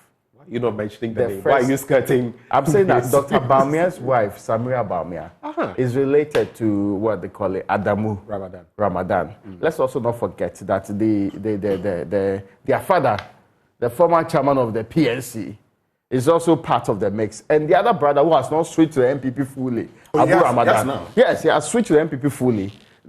Abu Ramadan is also in the mix. The thinking is that... he's like the minority end of the family. The thinking is that you cannot treat Adamu the way you treat other opponents. That's the point. But would that be applied here? When this is going to be a tough election and every constituency seat matters. I think for the NPP, one of the things it never wants to do again is get to the position when you win the presidency, have a 137, 137 kind of situation on your hands. I am seeing an Adenta that's going to be very interesting fight. But you get it this way. The NPP has more resources. Akosia are more likely going to get more resources than Adamu in the election going forward. In fact, people will be watching whether or not resources from the party will be going to Adamu in some ways, directly or indirectly. Right. Which will be a very interesting and that will go there. either well or ill for the party. But That's for each true. of you, as you react to this issue, before you come in, Winston, for each of you, I want to find out, with Akosia Menu going straight, I mean, it's a straight fight with Adamu Ramadan, where do you see this going? She's likely to win. Akosia Menu is likely to win. Look, what makes you say that? So we continue the trend of Adenta not remaining in one. Okay. No, you go ahead. Go ahead. Finish. One, she attracts more resources than Adamu in this particular case. Two, there is a lot of switch, and Adamu has been MP. You know how the Adenta people behave when it comes to maintaining an MP in position. The thing that you should do more than you're supposed to do. Adamu became MP at the time that his party was not in power. So virtually every... But doesn't that challenge your point about resources? No. Every relevant thing in power today goes in the direction of somebody else doing it and not Adamu doing it. Even though you can tell people that, well, I'm not in power, so I can't do the projects. They want to see real action. So if this woman, as she's already doing on the ground today, shows proof that she's doing more projects, even though that's not the MP's main job anyway, but doing more projects and start carry the position along in such a better way, MP Adamu Ramadan has not been a very popular MP. MP Adamu Draman has not been a very vociferous MP. We all know that, right? So he's not a huge person that removing becomes a difficulty. So Winston, there's also the case of a general unpopularity of the party, and it's a two-term curse that happened. Do you think that will not rub off on her? Look, Yabobian Samuel was unpopular in the constituency. Yabobian Samuel's own friend, Kwesi Mante, wanted to unseat Yabobian Samuel. Yes. He was unsuccessful because on the day, for anybody who covered Adenta elections in 2020 knows that the elections delayed for Yabobian Samuel to get his package to actually pursue the election. Post the election, everybody knows the problems Yabobian Samuel had to go through. Ramadan was on the battleground. I think that was a program we did, you remember? Yeah. And actually made the point that even Yabobian Samuel's own house, his own house, the road is not tarred. And at his house, the road is tarred. And Yabobian Samuel was quick to say, because I am not vindictive. And so when we were tying the road and we got to your house, we had to tie yours, and I didn't want to tie mine. Let me tell you the truth. Everybody within the NPP knows the problems Yabobian Samuel encountered. And it is in Dr. Bawumia's own interest. And this is one of the things he's going to be doing. And one of the things that will be expected of Bawumia is to make sure that Akosua Aminu wins Adenta. I'm telling you. Look, this is the problem that... because the suspicions are there. The suspicions are that Adamu, got a lot of resources because of his association with Dr. Bawumia. Or the entire Ramadan family. Although he was representing the opposition party. And if you are via his sister, if you are Dr. Bawumia today, and I'm saying that if you are Dr. Bawumia today, as much as you be in a tight corner, you must be prepared to sacrifice somebody, because this is the point. If he doesn't win the elections in 2024, he would have to make a case in 2026 that he should be the NPP's flag bearer again. In making that case, this one will be used against him. He should be seen campaigning in Adenta. To make sure. Vociferously. To make sure. With his wife. Yes, even though the wife's brother is the one who's on the other side. Should be seen campaigning in. And listen, the NPP knows that they would lose some of their current seats. They know. So they must make up for it. So the NPP would have to make up for those seats by taking these seats from the NDC. Except your take right before we I have a slightly different view. I lived in Adenta.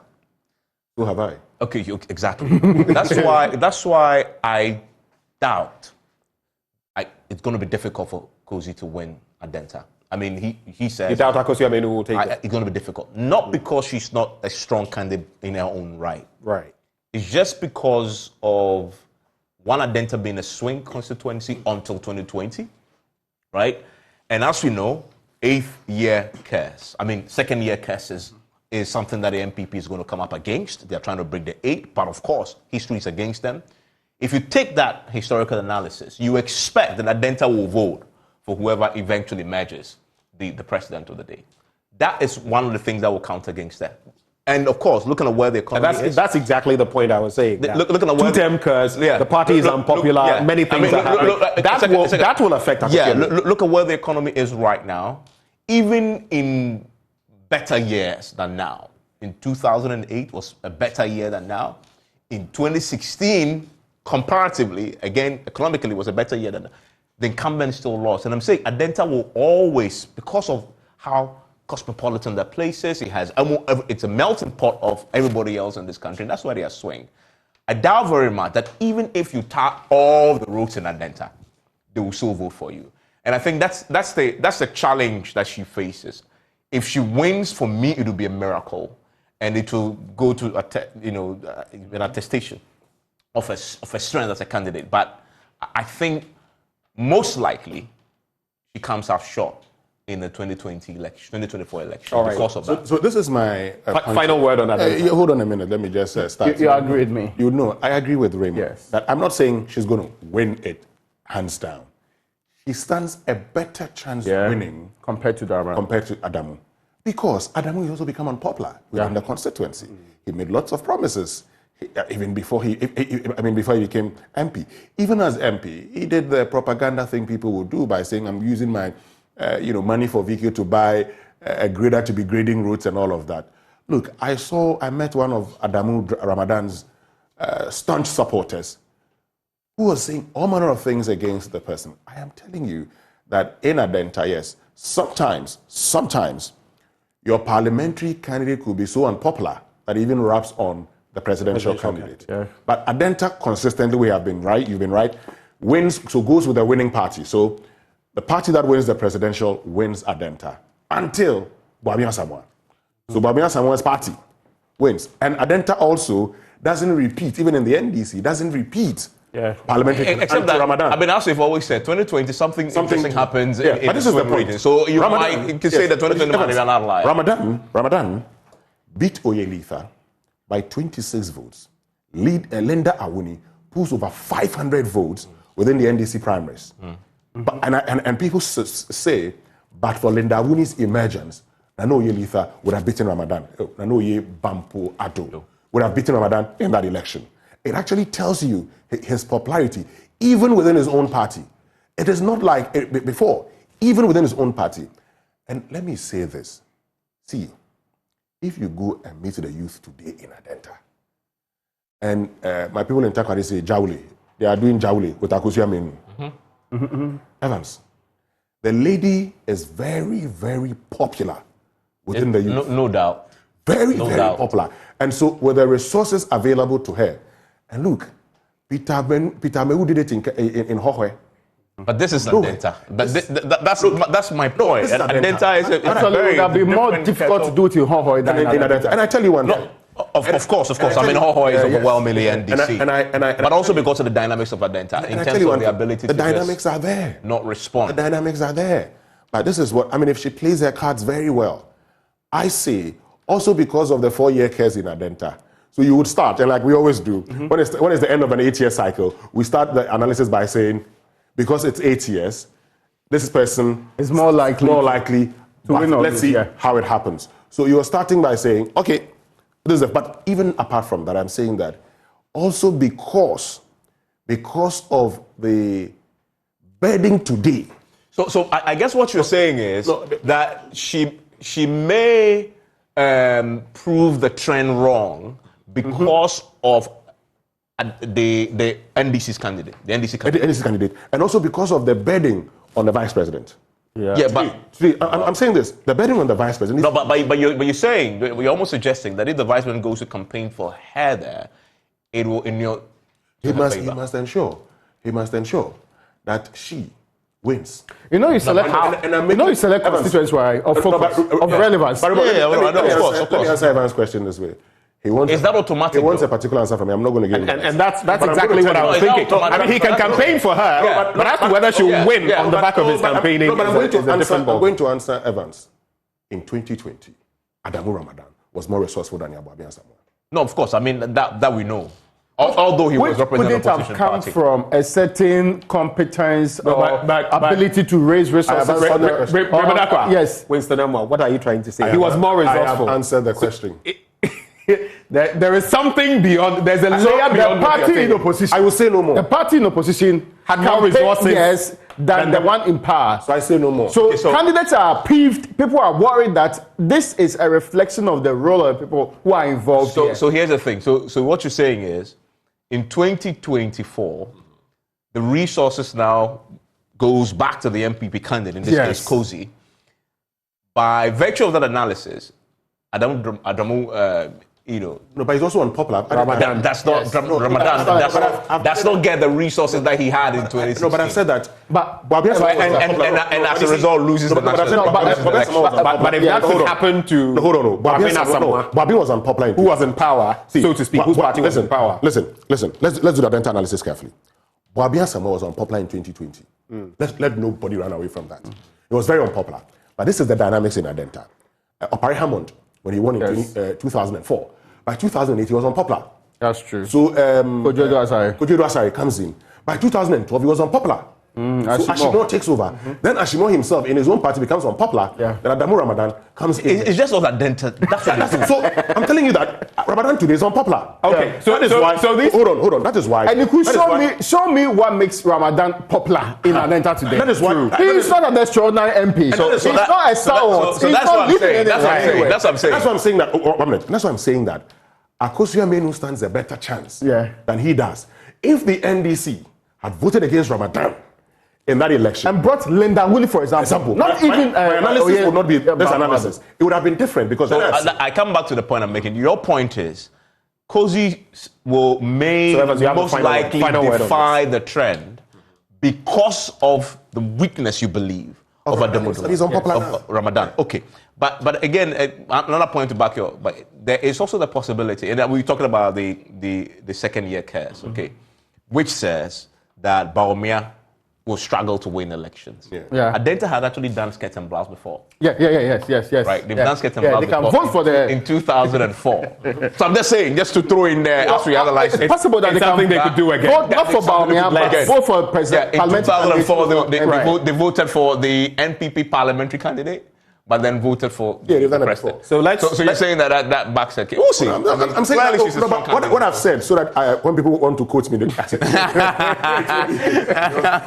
know, in this country, people like sound bites. So state your case. I mean, the quote is already there. If there was, there's nothing you can say. Easier for Akushameni to win than for Ramadan. Yeah. All right. That's my position. What do you think? I mean, if you're in the Adenta constituency, it would be interesting to find out what you're thinking via the live stream. But now we're heading into Ablekuma Central, where a certain Jefferson Sackey actually carried the day. The interesting thing about the vote, just as within that other constituency with Ken Kranche, the lowest scoring candidate got 11 of the votes. Then you have two candidates securing in the 400s, and then you have Jefferson Sackey with 539 of the votes. Let's capture the atmosphere, the mood in that constituency when the voting was done. I think it's a hard-fought battle. It was a very tough competition. You know, having a former member of parliament and then deciding to come and contest him, it's basically not been easy. But I'm very happy that the people of Ablekuma Central constituency, our party delegates, listened to the many messages that I gave them, the message of a new energy and a new hope for Ablekuma Central constituency, something that we've all been dreaming of, you know, to have a society where we can all live in peace and harmony, and most importantly, look after the welfare of our own people.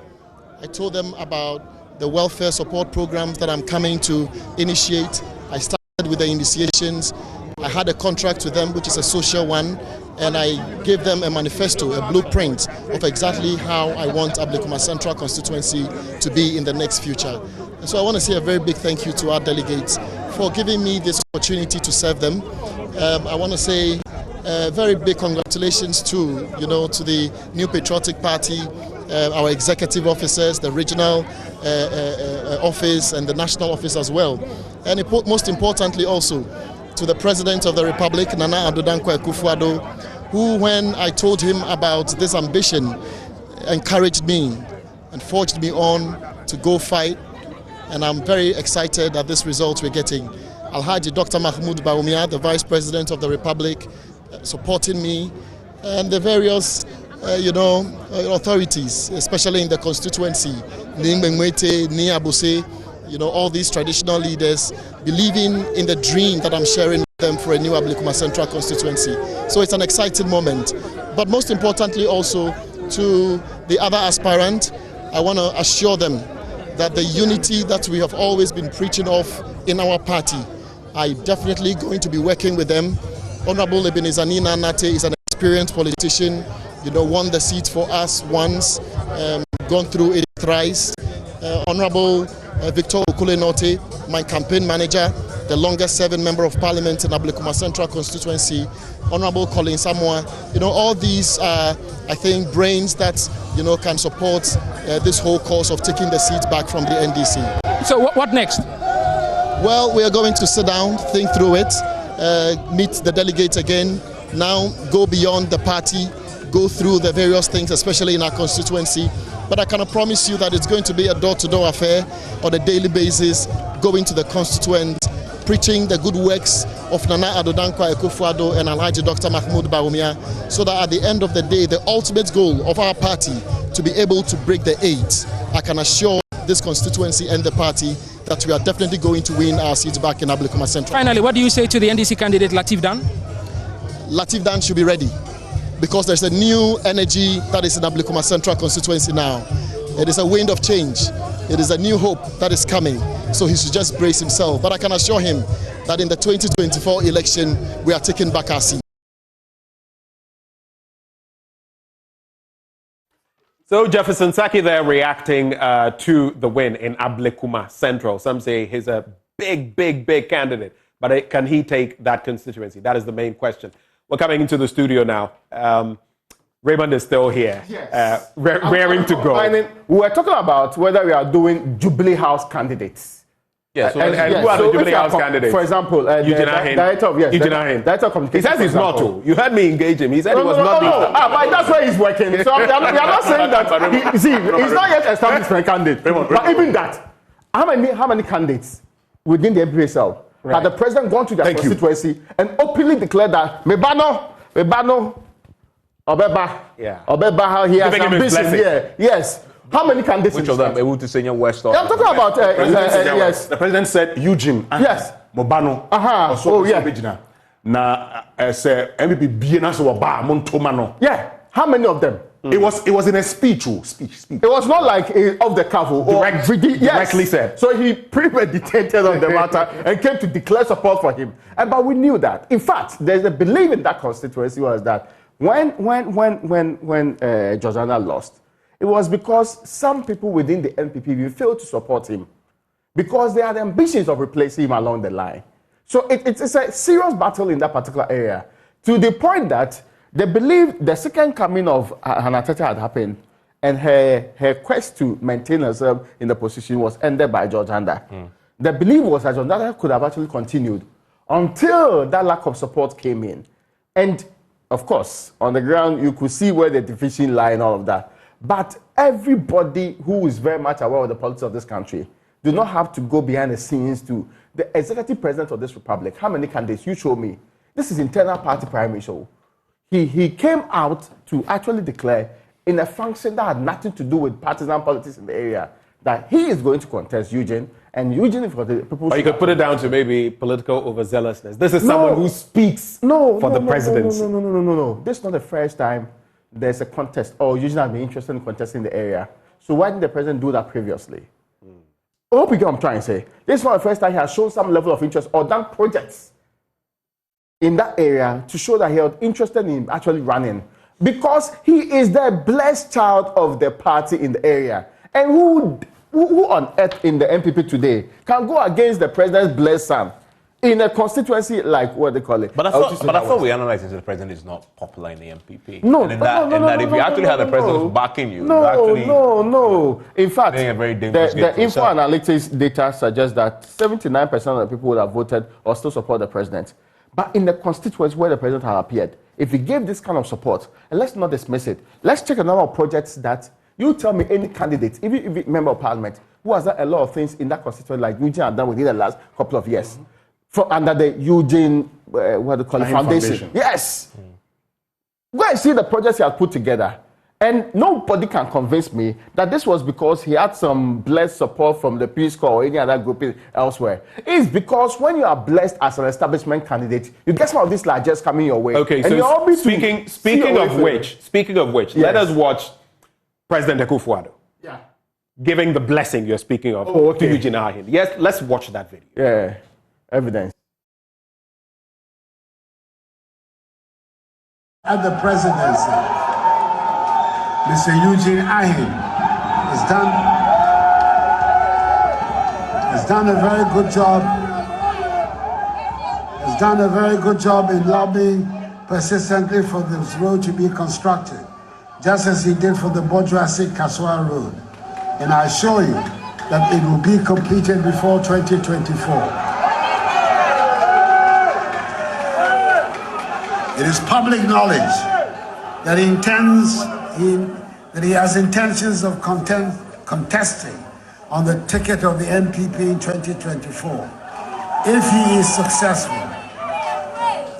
successful in the NPP parliamentary primaries, and I'm confident that he will do an excellent job as member of parliament for you. And I appeal to all of you to support him if and when that time comes. You have seen for yourself what he's doing for Arutu Senya West.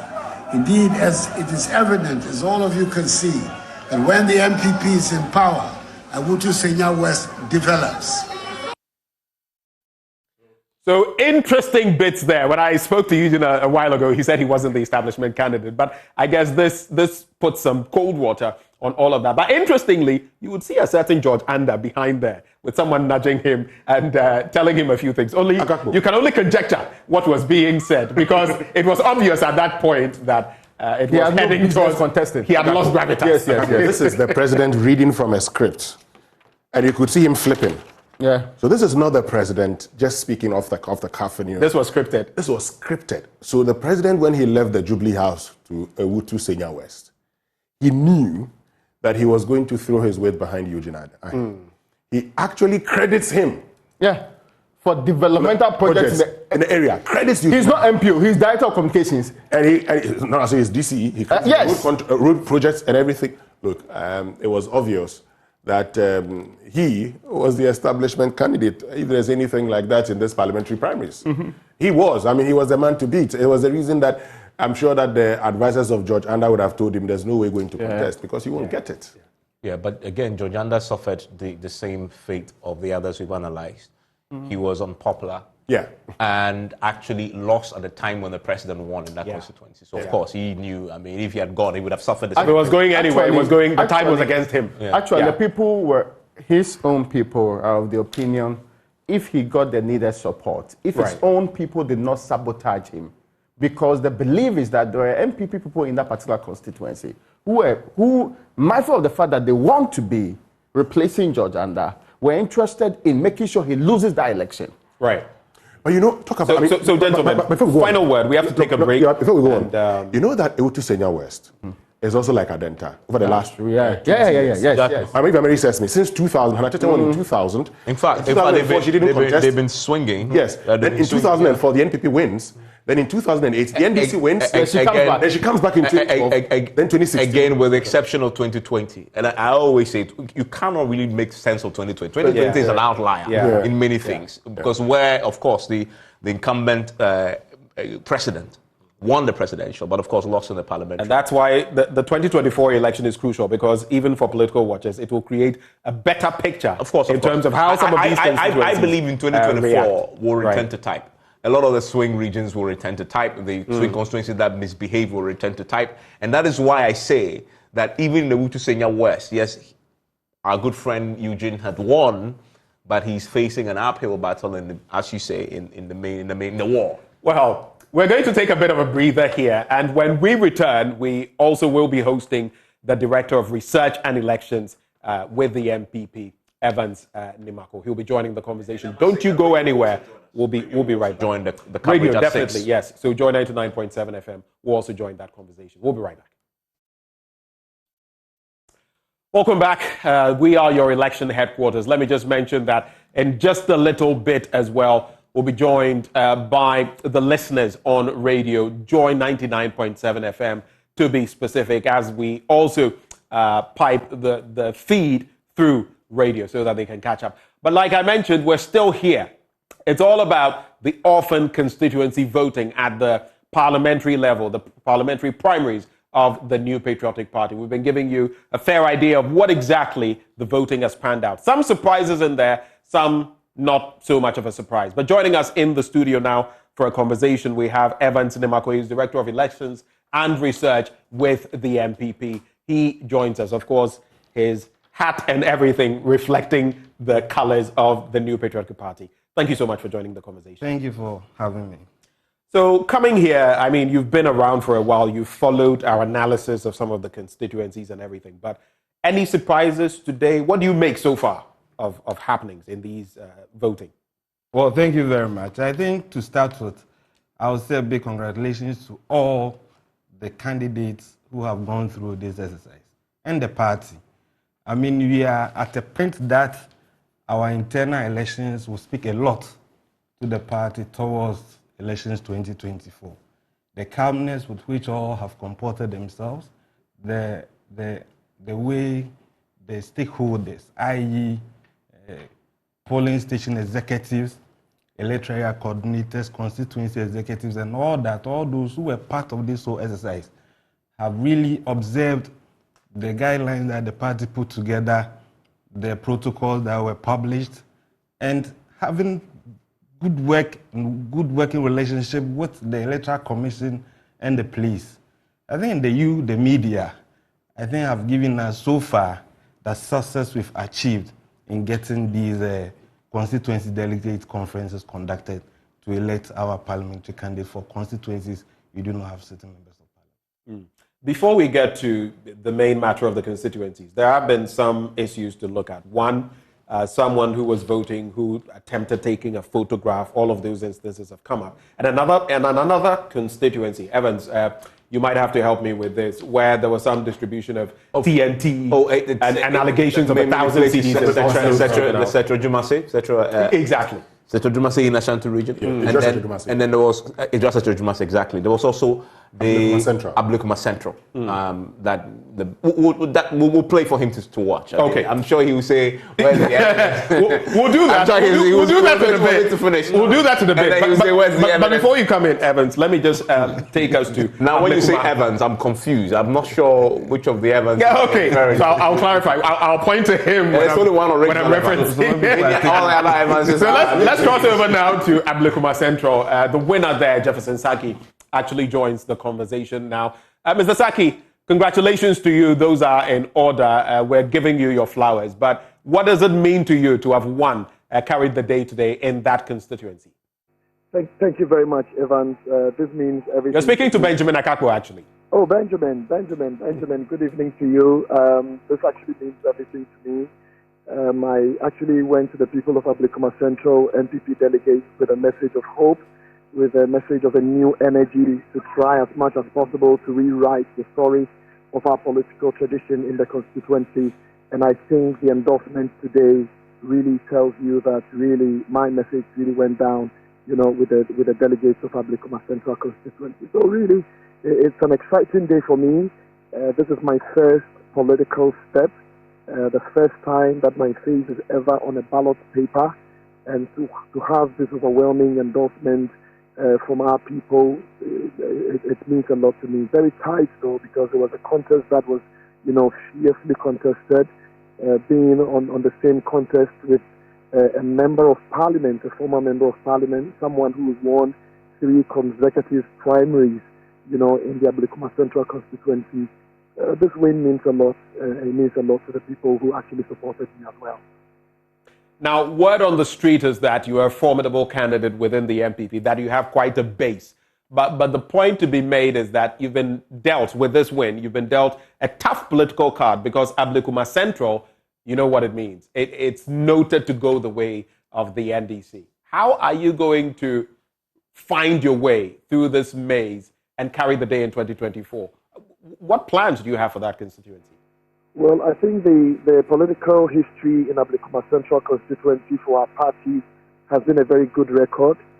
From the time of C.S. Crab, when he died and we had the primaries and had Honorable Okule Norte win the seat for us, he was able to keep the seat for 3 consecutive times, 3 different elections. At a point in time in 2008, we lost it to the NDC. We came back, with a wind of change in 2016, and we got it. And then, unfortunately, we lost it in the year 2020. I know exactly what the people of Ablekuma Central constituency really look out for in leadership. They are always interested in a leader who is humble, who is submissive, who listens to their plight. And I think these are the traits that the former members of parliament, in our constituency had. And you can give a clear example of Honorable Okule Norte, who happened to be the campaign manager for this particular campaign that I ran in Ablekuma Central constituency. The strategy moving forward into the main election of 2024 is a very different strategy, because I know, for example, that the NDC candidate is a very formidable one as well, Abduldan Latif. He was also very new when he came to the political scene about 3-4 years ago. Within 3 months, he campaigned on the ticket of, good human relations, and he won it on the ticket of the NDC. And so I know exactly what we need to do, send a message of a new hope, a new energy, and most importantly, energize the youth base of our constituency. And I'm very certain that if everything works as planned, we are definitely going to recapture the seat in 2024. Thank you, Mr. Sackey, for having joined this conversation. And of course, we can only wish you the very best. Thank you, sir. That is Jefferson Sackey. And today he actually carried the day as far as Ablekuma Central is concerned with the NPP. But let's come back into the studio. And Evans Nimako, I'm going to be specific this time so I don't get Evans Mensah asking which of the Evanses are you referring to. So we're talking about the case of vote by Seche Dumase. And our very own Michael Papani Ashali was on the ground. These currents that keep coming, people say we are getting more of a moneycracy, even at this level. What do you make of it? Have you seen the videos? Well, thank you. But this is something the party does not condone at all. And in all the... Not even the TNT? The TNT, the party made arrangements for our delegates who will be committing from their villages to the constituency center to be transported from their villages to the center. So the party made arrangement for TNT. You will not ask polling station executives who are delegate to conference to commit on their own from their homes to conference grounds. It's not like you are here at Joy FM and you are going to party office at Kokomlemle or Salam Down. And even if you have to check it, it's going to take you some minutes, some hours. So the party really made arrangements. What we've said is that the Political Party Act frowns on treating, and we do not support incidents where people will be influencing delegates. In fact, Mr. Dimako, I want you to see, I want you to watch for yourself the video so that you can make a proper assessment. This is what actually happened in Seche Dumase. But that's a lot of money, oh. You need more. Yeah, I need more money. Show me more money. What can show to you? And you got all this just today? Just today. Just a few hours. Because I've sacrificed my sleep. Yeah. A bag full of cash. Wow. The money is so fat, it wouldn't even go inside his pocket. This must be Christmas for residents in Ablekuma. But that's a lot of money. Yeah, I need more money. Show me more money. What can show to you? And you got all this just today? Just today. Just a few hours. Because I've sacrificed my sleep. Yeah. A bag full of cash. Wow. The money is so fat, it wouldn't even go inside his pocket. This must be Christmas for residents in Ablekuma. All right, so that was actually Ablekuma Central, and like Papani Ashali was mentioning, the wads of money so fat that they wouldn't even enter the pocket of the gentleman. It was the cocoa season today, and Evans, I feel, and now I'm going to Evans Mensah, just briefly, I feel if we got those wads of money, our Christmas would be made. But Evans Nimako, these are the scenes that we just brought to you. Does the party subscribe to that? I've mentioned to you that we don't subscribe to things like this. But at this point, I'm not in a position even to accept that this young man is a delegate. Ablekuma Central has almost 1,600 delegates, and I'm seeing this. The party assigned national officers, regional officers to all these conferences. We're expecting to have reports from them, and then actions will be taken. But as I've said, wait, so now you're questioning the veracity of, I'm saying not of the video, but of the people in the video. I'm not contesting the video. I'm saying that I can't guarantee, and I'm not in a position now to make reference to whether this young man is a delegate to this conference. And I'm saying there were over 1,600 delegates to the conference in Ablekuma Central. We shouldn't be hasty in coming to that conclusion. There's nothing about him that he is a delegate, there isn't any power of MPP about him. But I'm saying that... And shortly, after you come in, Winston and Evans Spencer, after you come in, I'll also engage our man who was on the ground for further clarity. I'm saying the party frowns on treating. And in all that communication the party gave out, including the last protocol the General Secretary issued, that nobody should engage in any activity that is against the law. But Mr. Nimako, this bit about TNT, this wouldn't be the first time that we've seen something. No, I'm saying that as a new patriotic party, knowing the numbers going into this conference, we made arrangements for each one of them to be given transportation as a party. So in the end, if you find out that this actually happened and you're able to trace which of the candidates did this, what happens? I think the law enforcement agency will take care of it. And we said that the police are in charge in all this. And if people are engaging in this kind of criminality, why not? The law must take it out. In terms of party mechanisms, what happens to such a person? In terms of party, we have sanctions programs. And until reports come from officers who are assigned, you cannot just jump in and say this person will be... Still in Ablekuma Central, Papani, who joined us pretty shortly to explain, we had one of the other candidates, Collins Amwa, on record in an interview with our correspondent who covered this for us, saying that he gave monies in an envelope to the delegates, but he says it's TNT. Yeah. And he says the party formally, to the formal party structures, gave 50 cedis, I believe. I've not mentioned any figure. But we know it's 50 cedis. I mean, it's are you denying it? I'm saying I've not. I know you haven't. No, we're saying it's 50 cedis. You know, is it 50 cedis or not? Will you deny that it's 50 cedis? But that's besides the point. The party structure gave monies for the delegate to facilitate every individual, every delegate, right? I mean, and the party did that so that you can sanction or avoid, the aspirants themselves taking that responsibility in their own hands. And that is why the party consistently before all the primaries have said, we frown on that. They acknowledge that the delegates must move until they make them 50. But here you have it. Here you have an aspirant saying on the record that I gave envelopes, money to the delegates. And this is a Collins person. Yeah, right? This is Collins someone, right? I gave envelopes to delegates, but it's TNT. My point is that if you hear that, that will be an obvious violation of the rules, will not be, because aspirants are not supposed to give TNT to delegates. That isn't their responsibility. It's that of the party.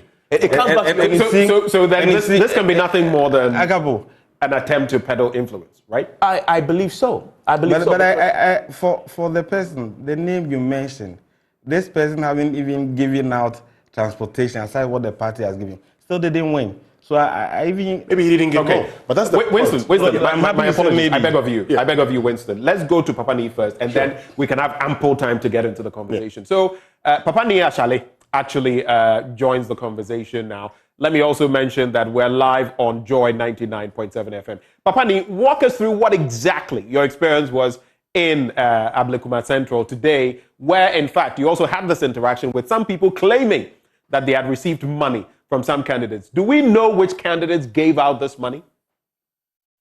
So, if you went to Ablekuma Central around 8 a.m., the first thing that will hit you will certainly be the cocktail of aromas. And this is supposed to come from at least 3 of the separate tents that belong to 3 separate aspirants. Now, you'd have the tent that was supposed to belong to Ebenezer, who once represented the NPP in that constituency, who was vying again. And then you have that of Collins, and then finally you have that of Jefferson Sackey.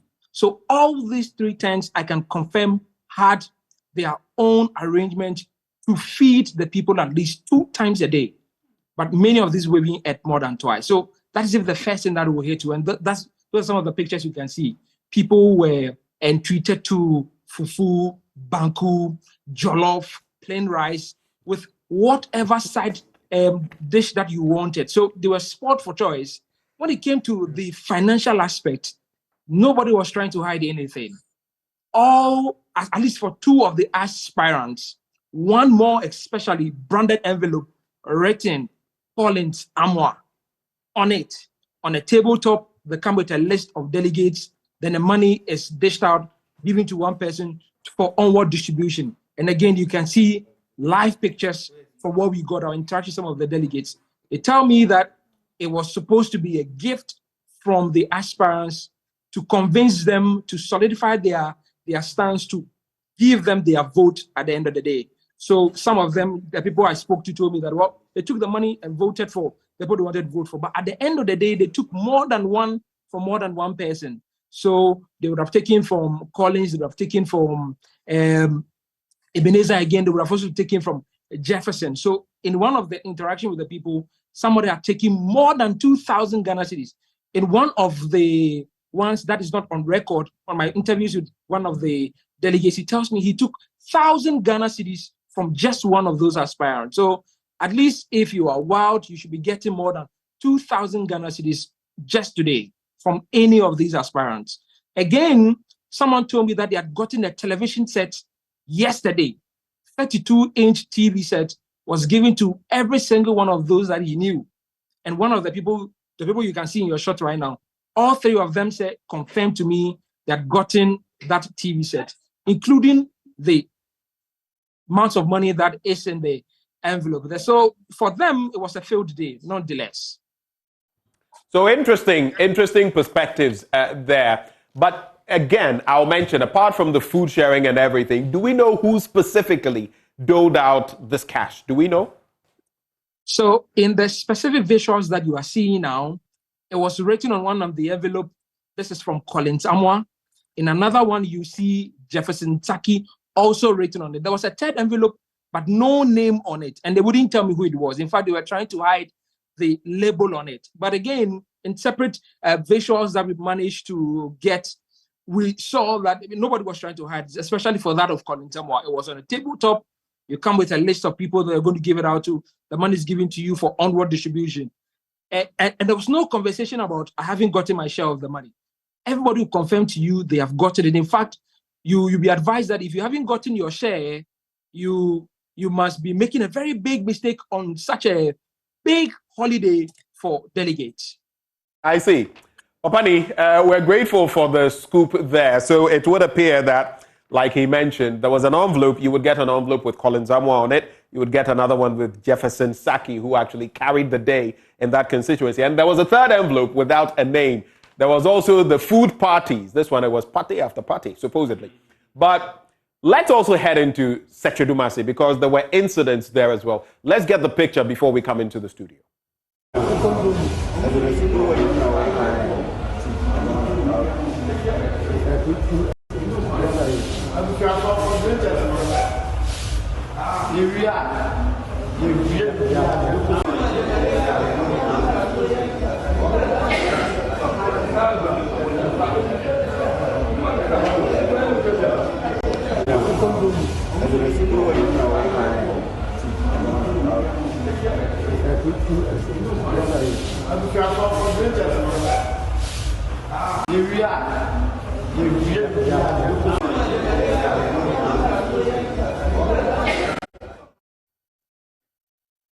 So Sechedumasi was where it was said that no cash, no vote.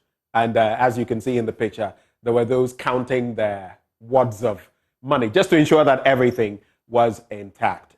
Let's come into the studio now, find out how all of this hits Evans Dimako. This was what happened today. Well, thank you, but I like the way Michael embellished the report that there was a rare treat for delegates. They had. There were 3 tents. You know, it reminds me of the Bible when Jesus went up the mountain and Samsho's Banku and all that. Unfortunate thing is that you are not a delegate, so you couldn't partake. But I must say, what the other aspect. I mean, he said they were given to them as gifts, and if that was it, we don't support that.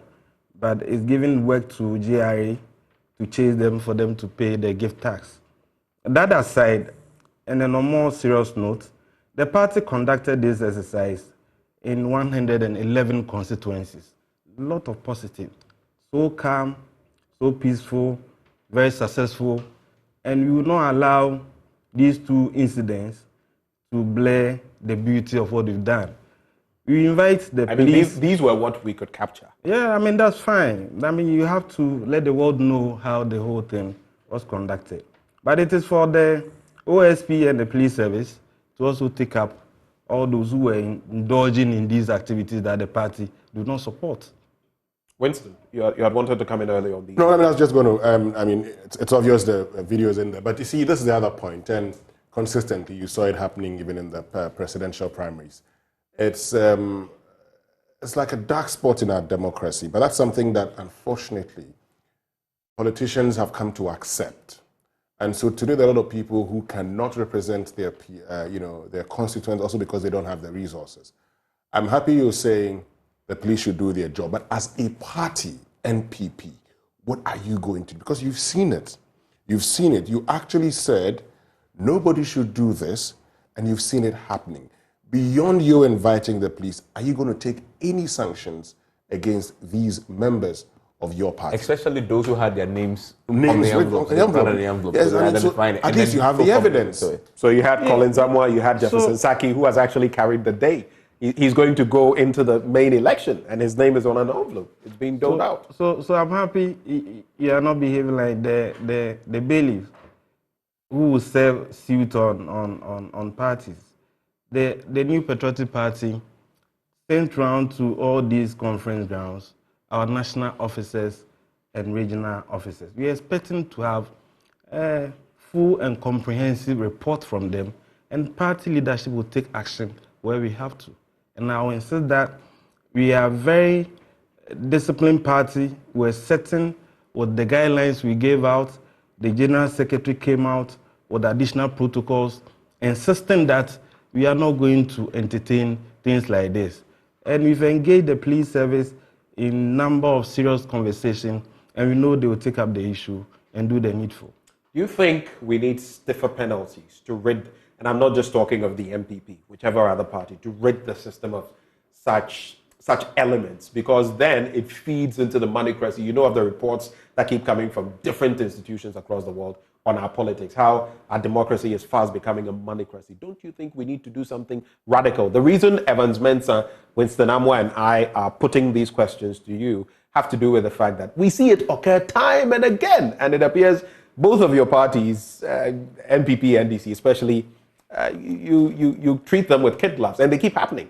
We are different from the NDC. And what's different from? It's the same things we see. You know what I'm saying? We are different from the NDC.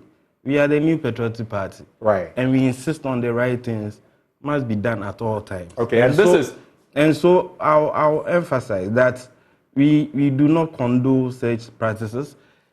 And what is criminal offense is, and it is right there in the Political Parties Act. Are we saying that we have to review that portion? No. But the police who were there must ensure. And I should remind you, there was a time a certain gentleman was nominated as the MMDC for one of the districts in Ashanti region. He doled out money. The OSP is after him. And so it is for other institutions to take up. But for me and for New Patriotic Party, when you have received reports from our officers who have been found out, leadership will take actions on these things. Leadership will take action. But in the meantime, the other question to look at is whether the party by its own actions or the candidates by their actions also make the delegates feel they are entitled to these sums of money. We'll go back to Seche Dumase and get that portion where some of those delegates said that, look, no cash, no vote. It is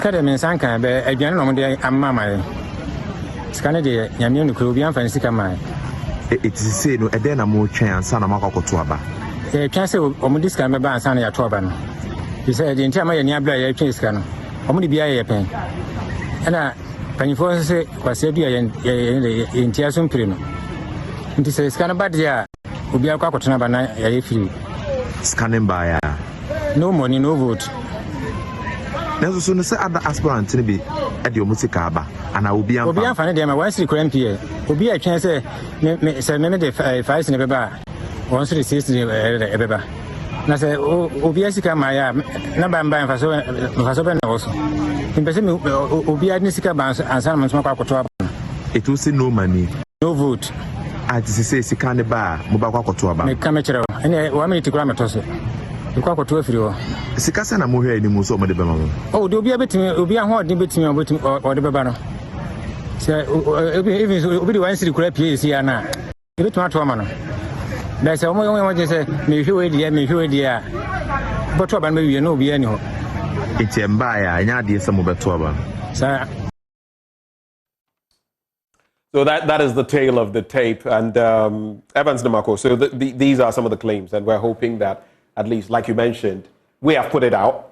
The Ghana Police Service should take it up. The OSP likely would take it up. And the NPP, this is your party, so hopefully you'll take it up. But we're going to go through, especially for the benefit of those listening to us on Joy 99.7 FM, we're going to go through the list of those who have fallen by the way, those who have carried the day today in the different constituencies. One of those prominent ones, Okoe Boye North, where you would have Nanama Dokuya Esiama J actually getting the nod of the party. And it's a very interesting story because she transplanted herself from the Akuapem North constituency, left that seat, came to Okoe Boye North, and has actually got the nod.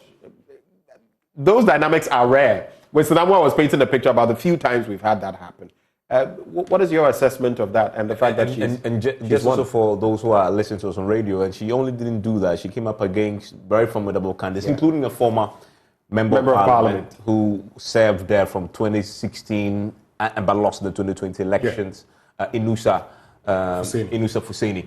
And then also had the landlord herself, Winston's good friend, Sophia Aaku, right, also there. And then had Ken Crunchy, right, the managing editor, Satellite, who, by the way, was contesting in this primary for the third time. And I think you got, was it 11 votes? 20, just over 20 votes. 20 just over 20 votes in there. And you have Madame Dokuya, who, by the way, is a deputy trade minister.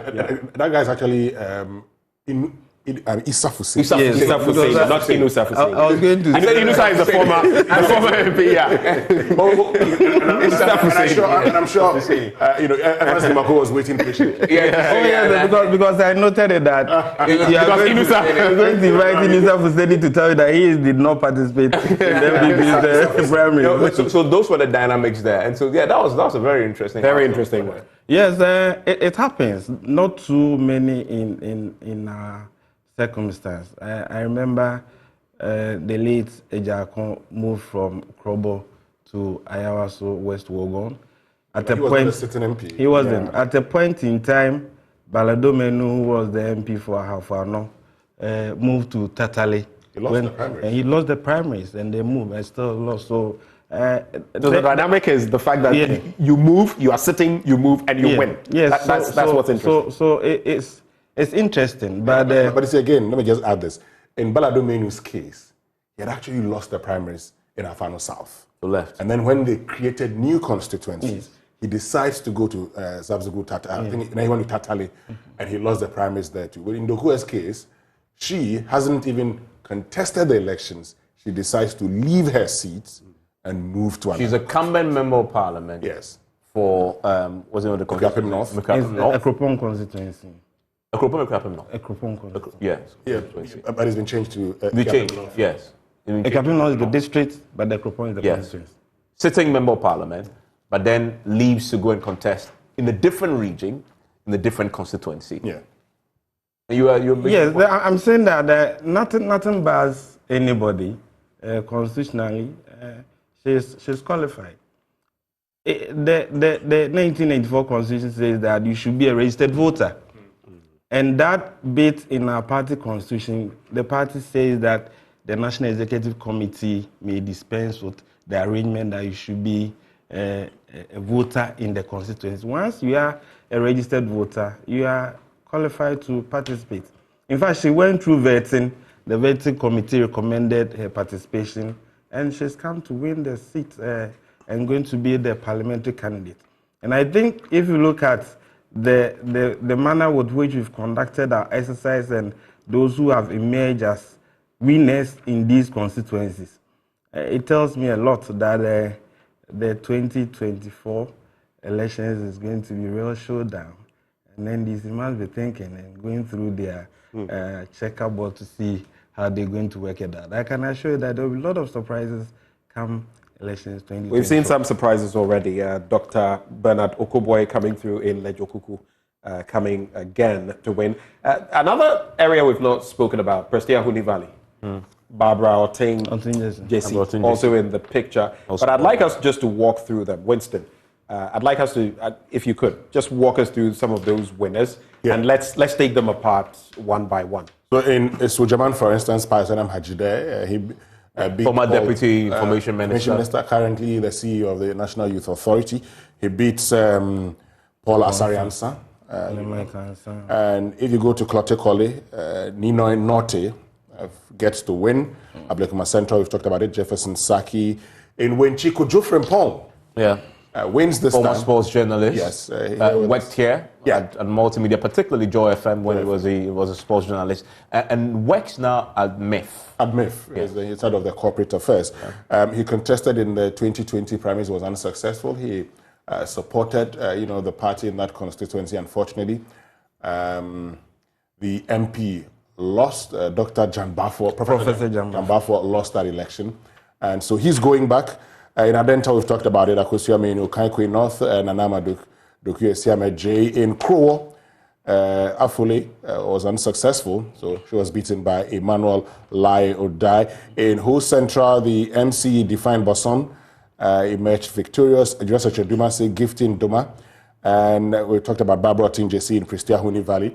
In the Ayinsuano constituency, Marco Krekumante was unsuccessful.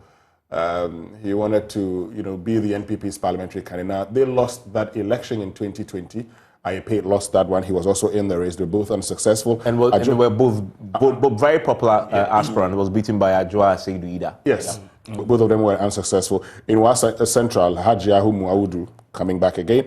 In Lejokuku, Dr. Bernard Okoe Boye, we've talked about. In Lower Manya Kroba, we've talked as Simon Kweku Tete, Eugene Arhin for Ewutu Senyawes.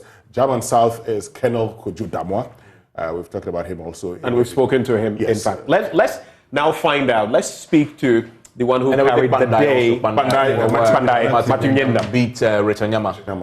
And that is important because it was the first time we've seen one of the candidates, an aspirant who had backed Alan Chamanting, become a casualty.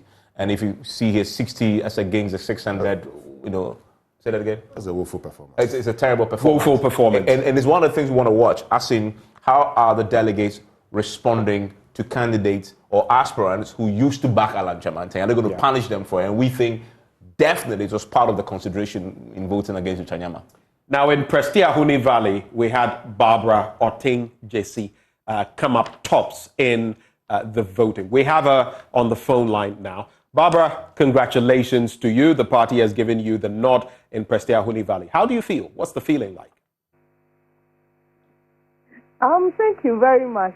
It's a wonderful feeling, especially with the emphatic endorsement from the delegates of the party. I believe it's an indication of the good work that I did during my first term between 2017 and 2020. Now, looking at what the figures have been like, looking at the state of things, election 2024 is not going to be an easy one on the parliamentary level and on the presidential level. Now, your performance will also, it could rub off on the presidential vote. But what then would you say, now that you've won, what is next for you in that constituency? Yes, I recognize that we lost by a wide margin, but I believe we all know that Sophia Huni Valley is a significant mining constituency. So the result was impacted by the anti-Galamsey fight.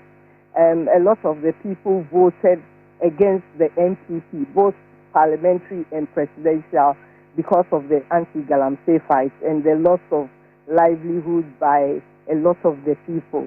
But subsequently, we have taken action to address that issue through the introduction of the community mining scheme, which is doing very well here. And then also the sitting MP, the incumbent MP, has been so woeful in his performance. Even his own party members are rejecting him and waiting for my return. I mean, my delegates told me that they were going to vote for me because the constituents are telling them that they want Barbara Osindesi back because they have compared my performance during my one term of office and that of the current MP, and they realized that they need me back and that they made a mistake for voting against me because of Galamsey. So although it looks like there's a wide margin, I believe 2024 I'm going to win the election.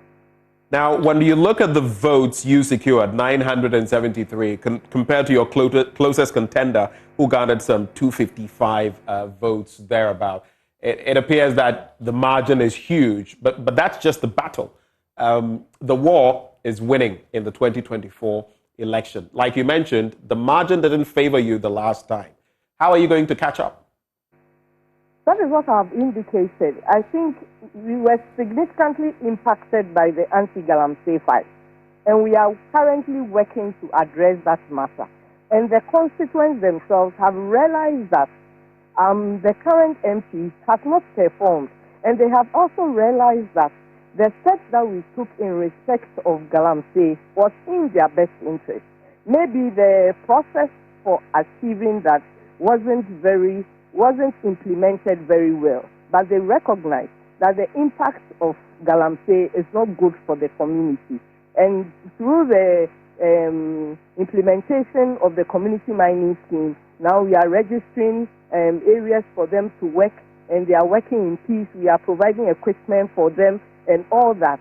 They now realize that there was no need to vote against us because of Galamsey, because we were trying to put them on the right path. So although the margin was wide, I don't think it's unsurmountable. I believe that we are going to win Christian Huni Valley in 2024. Now, just to clarify, you do mention that there are the community mining schemes and all of that. Some are getting to go back to what they were doing before, for which reason they voted against you. But there's another constituency or caucus that also feels that this government has failed in its fight against illegal mining. How do you feel that will reflect in voting? Well, in Christian Huni Valley, I don't think that is going to be a focus for them, because they are also comparing the performance of the current MP and all the promises that he made, which he has not been able to fulfill. And putting Galamsey aside, I impacted their lives in so many other areas, and they are yearning to have that again. So it's not solely about Galamsey. And as I indicated, countrywide, they have also realized that even though they were negatively impacted by Galamsey, they recognize that what the government was doing was in their best interest. Recently, I visited one of my executives, one of the delegates. Her son, who has just completed JHS, awaiting his results to go to SHS, had gone to a Galamsey site and falling into a pit and died. And her sister-in-law told me that her husband also died from Galamsey, and his body was even not recovered. And that they know that what the government is doing is in their best interest. But when you talk to the people, they do not understand. And now look, she lost her husband, and the sister has also lost her son. So they know that what government is doing is in their best interest. It is just the way of implementing it such that they can also have something to do to gain their livelihood. And I think we are getting there. Barbara, any final words for us? What can we expect from you in the coming weeks, months ahead of election 2024? Final words. I believe that we are just going to sell the achievements of government to the good people of Christian Huni Valley. Tell them what 8 years of NPP has achieved. We recognize that there have been some economic challenges, but it's a global issue. We'll explain it to them, and I know that they will buy into the achievements of the government and return the government for a third term. Like I'm saying, in Christian Huni Valley, wherever I pass, they say that Barbara Osindesi, we want you back because you did a good job. And I did that good job on the tickets of the NPP. So it will mean that they believe in the achievements of the NPP. So NPP has a very good chance of breaking the age with Alhaji Dr. Mahmoud Bawumia to carry on the good work of His Excellency the President, Nana Addo Dankwa Akufo-Addo. Barbara Otinjesi, we're grateful that you took the time to join us, and congratulations once more on that win with such a wide margin. And that was Barbara Otinjesi, who actually has just got the nod from the NPP in that primary in Prestea, Huni Valley. Let's come back into the studio as we look at the range of constituencies, how things have panned out, and what expectations are. Evans Nimako, so you've seen this. Do you have any surprises in there? I know you sit in a tricky spot, but are you surprised by any of the results that we are getting? Not at all, because the party put in place mechanism to ensure that at the end of this exercise, the victory is that of the new Patriotic Party. For all those who have been in the contest, you need each one of them to carry the agenda of winning this seat in 2024. And therefore, for me as the Director of Research and Elections, I'll urge all to put behind us the developments in these elections and look into the future, that we are going to get ourselves ready to battle the elections 2024, win presidential overwhelmingly, as well as good numbers in Parliament to promote government business and ensure Ghana's development. All right. Winston, specifically on Prestea Huni Valley, on the Galamsey legal mining bid, you heard her and what she had to say about, government was unpopular, they felt that we were doing the wrong thing, but now they've realized, they've come to that epiphany that it was wrong pushing me out. What do you make of that? Well, when the NPP had 137 seats in the 2020 election, one of the things I did was to check the NPP's performance compared to Akufo-Addo, that's in the parliamentary candidate's performance. And I realized that President Akufo-Addo had 200,000 votes more than all his parliamentary candidates combined. It wasn't the same with the NDC, because in the NDC's case, for instance, their parliamentary candidates had 30,000 more votes than John Dramani Mahama. And I also realized that particularly in the central region, there were even areas which were Galamsey areas that NPP had been winning that they lost in the 2020 elections. So part of when I did that feature, part of the thing I realized was that, yes, the Galamsey played a role. The Galamsey played a role in the NPP's loss, particularly in the parliamentary elections.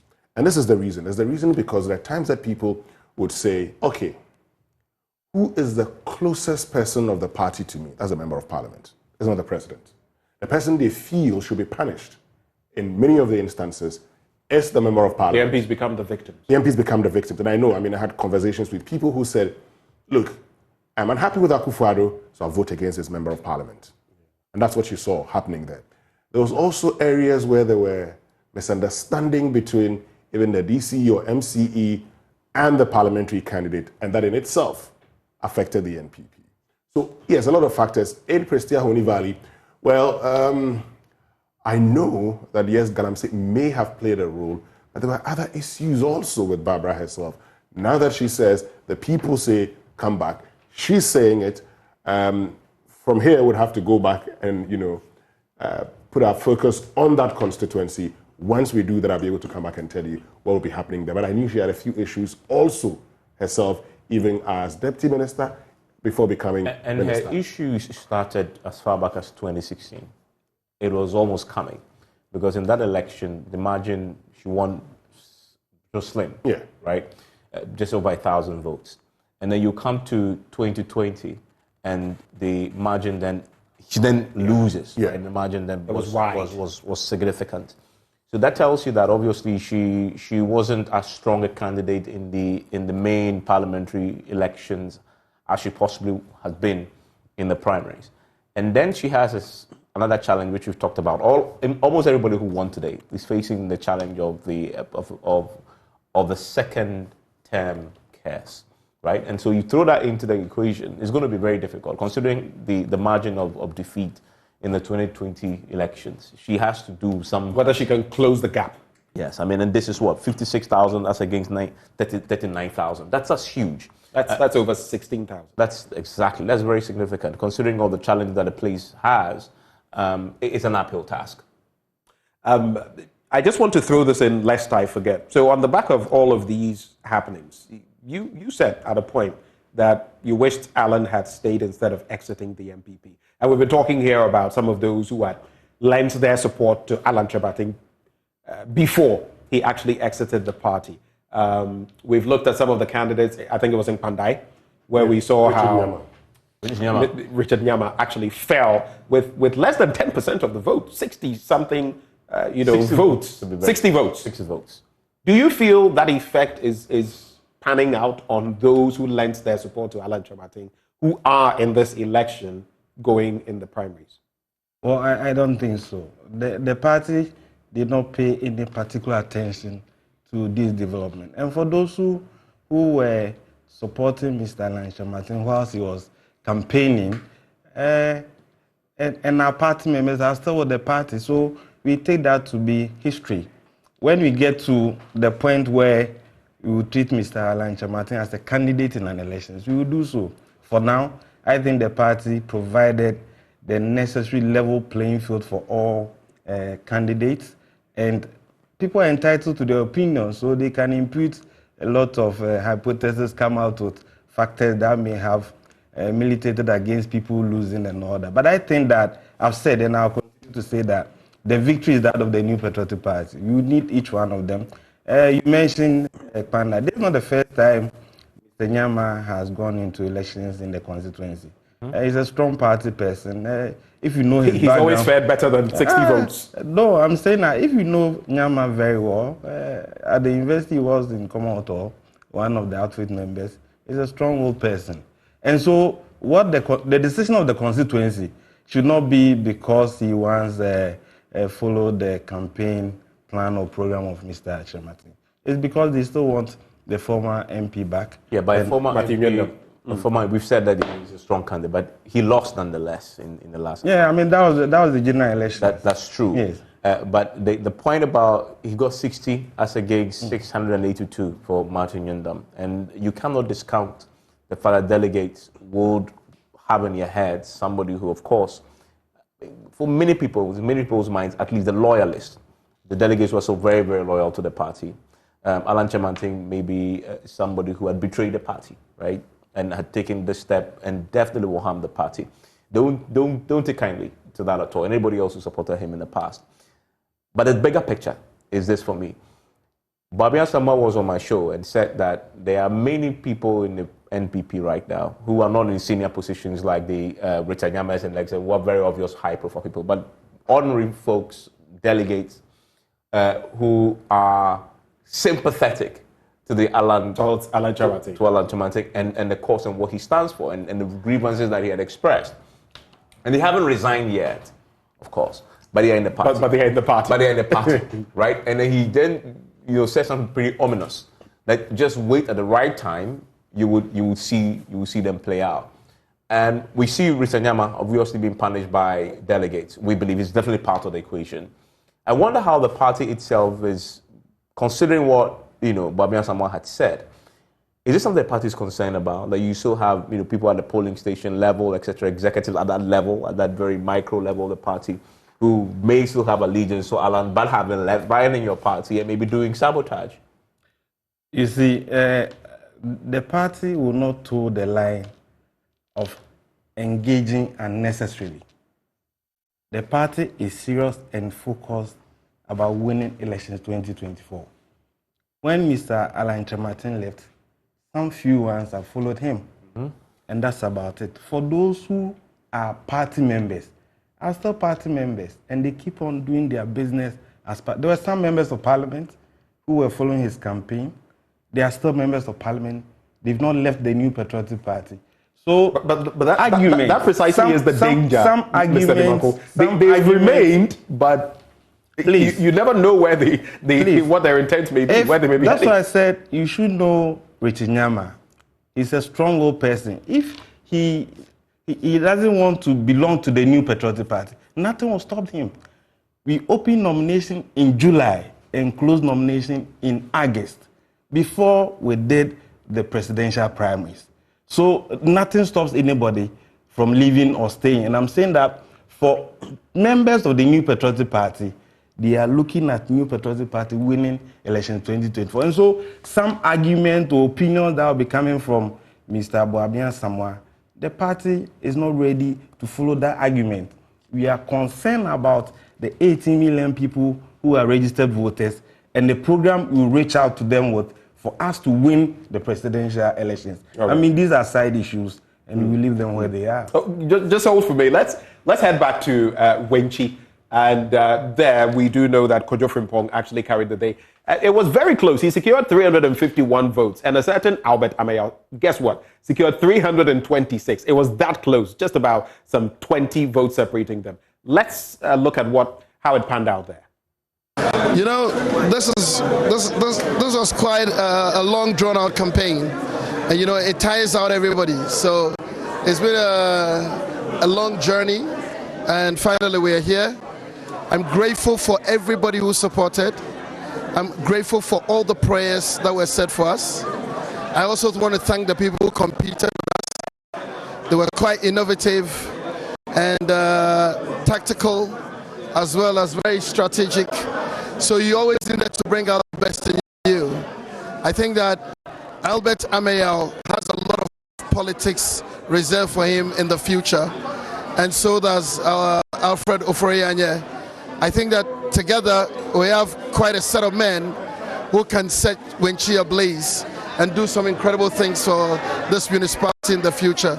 So I'm looking forward to coming together with them and prosecuting the agenda, which is to win 2024 ultimately for the NPP in Wenchi. So great campaign, very challenging, but finally we thank God that He's given us the opportunity to help break the 8 and also to make Wenchi great again. So it's a lovely time. Thank you.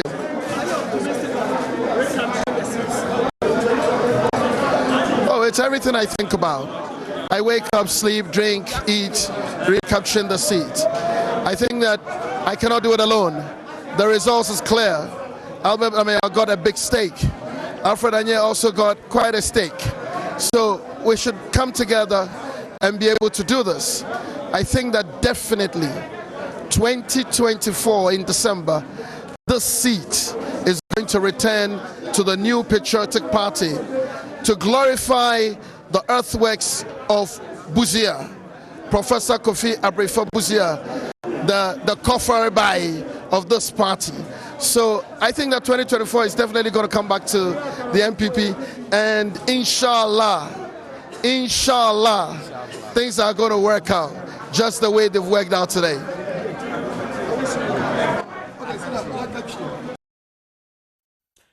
And that was Kojo Frimpong in Wenchi. He's tried, he's been there, now he's got the nod.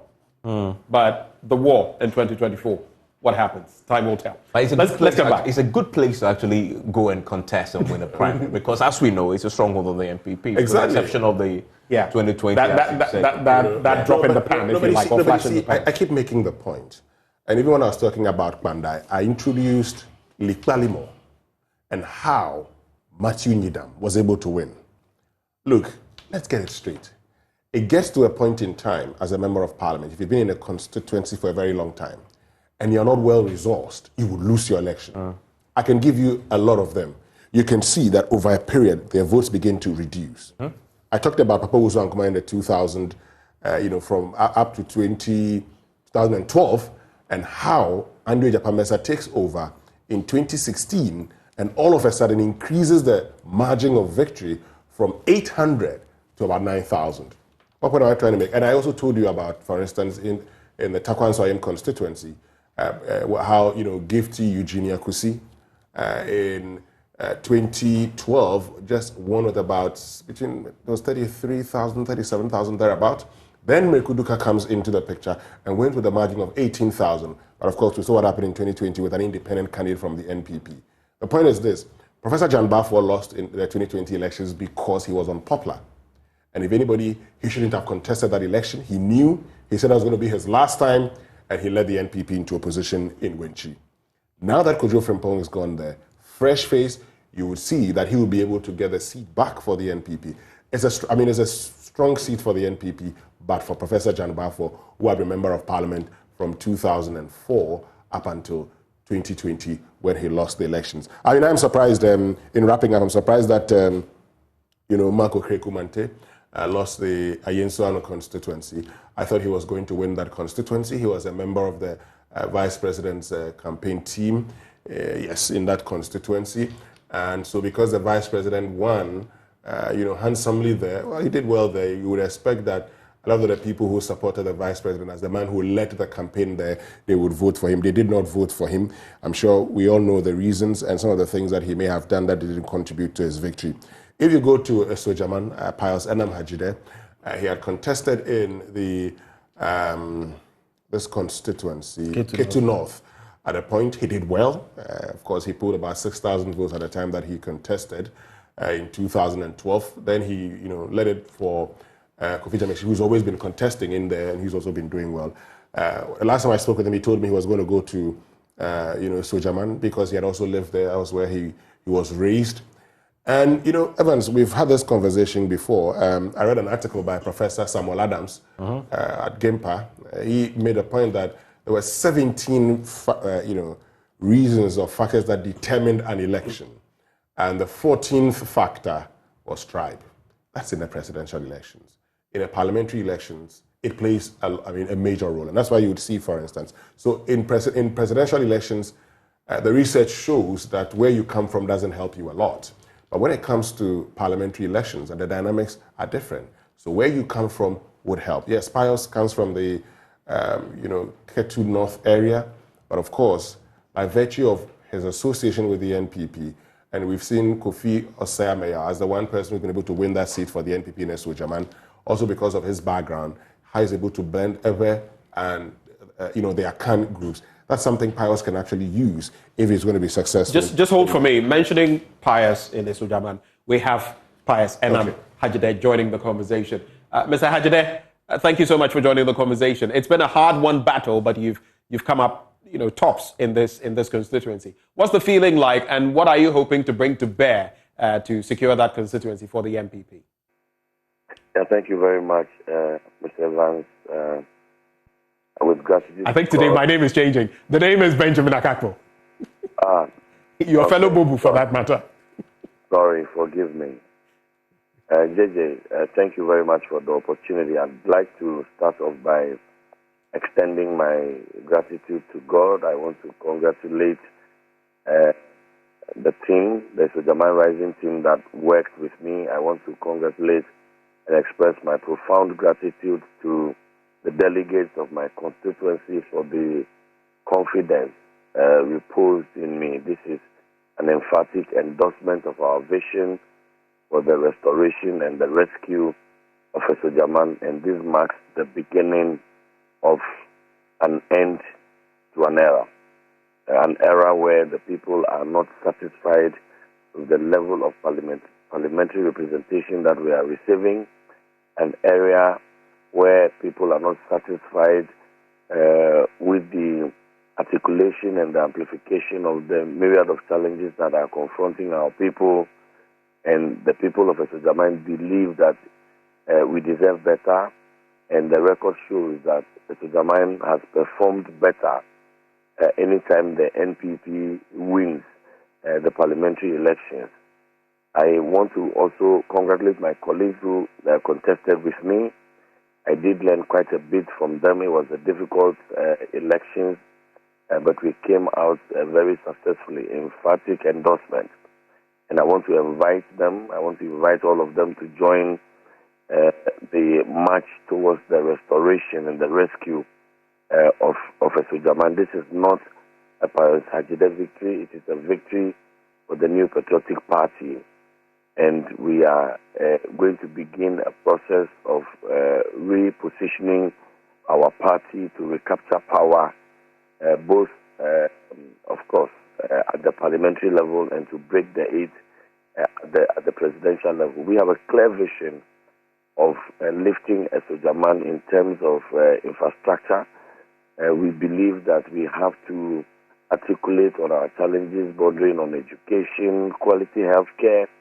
Sojaman ought to become the tourism destination of choice in Ghana. We have the flora and the fauna.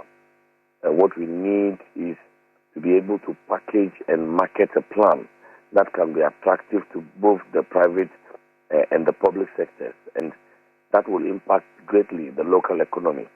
The river, Sojaman constituency, is one of the constituencies that has the longest stretch of the Volta River. That's an opportunity for us. We should be able to leverage this to become the food basket of Ghana. And we must do both agriculture, like fish farming and land conservation. And we are going to also focus heavily on skills training, especially for the young people of our constituency. And believe you me, JJ, the levels of representation in terms of articulation and amplifying the issues in the House of Parliament, on the floor of Parliament and elsewhere, to be able to attract the needed attention and also the resources to develop. I can assure you that. Right. Pius, we're pressed for time, but we're grateful that you took the time to join us, and we wish you the very best in that constituency come election 2024. We're going to be wrapping up in the studio. Evans Mensah is here, Winston Amwa is here, Evans Nimaku is also here. Something that I hope I will not, lest I forget, the Fomena seats, though it's not, technically it's not an orphan constituency. You have the second Deputy Speaker of Parliament, Andre Siama, in there. How are you looking at that seat going into election 2024? I've always been curious. Well, it is an orphan constituency, but the National Executive Committee has not given directives on what should be the plan for the party, for the constituency for now. So it is among the 6 constituencies that were put on hold to allow party leadership to engage with the party in the constituency, the regional party. So that and this is because of what happened in election 2020. We all know what happened. In September, the man would say he's going to join the NPP. And then so he doesn't get he ran on opposed. It's simple. We've seen it happen with Joe. It's happened before. It's just history. But I have been lucky to be sitting in meetings of the National Executive Committee. Right. The two have not. And I'm saying that leadership has not given directives on the way. We're telling you what will happen. What will happen? All right. Final words. I'll start with you, Evans. And by the please, way, and let's do about a minute and a half. For me, some of the names that won today were expected, but also, prominent names. Jefferson Sackey, Ablekuma Central, and as we say, Eugene Arhin, the Jubilee 2, right? The Jubilee 2, they won. Particularly because of the perceived support of the president for them. And we played the sound of the president when he went to Senya West in Eugene's case. So that for them, those two young men, it's good. And they're all into communications as well. They are into communications as well. And so that's an interesting one for me. But I think the biggest one is the Nana Madoko's case. It's the biggest win tonight. Yeah. The odds were stacked up against her, but she also had taken a step that was unprecedented. But also she took the step because of Sami Wuku. He's been declared now, acclaimed, right? Sami Wuku has been acclaimed. So that contest is dead. But she bolted, fled, because Sami Wuku was contesting. Maybe if you're leaving her shoes behind. And left almost everything behind and went into Okanko North and won there. For me, that's a very big one. It also shows how formidable she is, coming up against a landlord and, her being tagged as a tenant. And she won that. And then finally, obviously, we talk about Pius. We haven't said anything about Nino and Norte. In Kole Klote. In 2016, remember when Philip Addison, he thought he was cheated out of that particular race. I remember he was vehemently very upset about it. But he kept his loyalty to the party and has been rewarded finally. And I think there's a message in there. When you feel aggrieved, what you do matters. And Winston, I'll come to you. We'll take the final bite from Evans, but let me just let you know that in Dr. Bernard Okoe Boye also. Dr. Bernard Okoe Boye. In Nkranza North, a presidential staffer, Harriet, has also carried the day. Yes. South, rather, in Nkranza South. That has happened there. So it also, you remember the conversation we were having about those who are part of the establishment and everything. This is another pointer to that. Another win there in Nkranza South. Great. So let me just end on this note. Listening to everybody, those who have won, they seem to be talking about the development they would bring there to the area. They seem to be talking about people who haven't done anything for the area. Even ones who have been there before, like Barbara Otinjesi. They are members of parliament. expected to go to Ghana's legislature and engage in a debate in the enactment of laws and approval of budget and a check on the executive. I hope they know what they're talking about. But these are promises that are made all the time. Yeah, when they start from all changing, ends, they shouldn't complain. No, but you see, because when you do this, when people remind you of the things you said, said some years ago, you say MP Nyakwine, but you promised the road. So I'm just saying that we have put it down. The people would make reference to it. I wouldn't go and play these sounds, but the people will play it to them. And so they should be mindful of the things they say when they want power. Thank you, Winston. Evans Nimako, you have the final word. Well, thank you very much. I think that the biggest of all goes to the delegates in all these constituencies. The party expects all those who were in the contest to put their resources together and make sure that the New Patriotic Party win come 2024. Those who have won, those who obtain majority votes from the exercise, it is expected of them to go to their competitors or compatriots with the olive branch to seek their support and everything towards the elections that we will conduct in 2024. In terms of presidential elections, we've gotten our presidential candidate, His Excellency Mahmoud Bawumia. We've known the NDC candidate, Mr. Mahama, former president. I would say he is our former wife in elections, and we manage him very well. I can assure all party members that leadership is certain that across the 38,622 polling stations, we are going to go everywhere to reach out to the 80 million registered voters and make sure that the New Patriotic Party will come out victorious. Thank you very much. So this has been our coverage of the primaries, the elections in the Orphan constituencies, all 111 of them as far as the New Patriotic Party is concerned. And on radio, we're grateful to all of you who joined us on Joy 99.7 FM. Of course, we're going to continue this debate. We're going to be continuing talking about this in the coming days and weeks. But those who joined the conversation, initially we had Raymond Akwa here. He's on our political desk. We've had the head of our political desk, Evans Mensah, Winston Amwa, who is also on the political desk, and joining from the New Patriotic Party, the Director of Research and Elections, Evans Nimako. My name is Benjamin Akakpo. Thank you very much for having done the watching with us. JoyNews Prime up next on this network.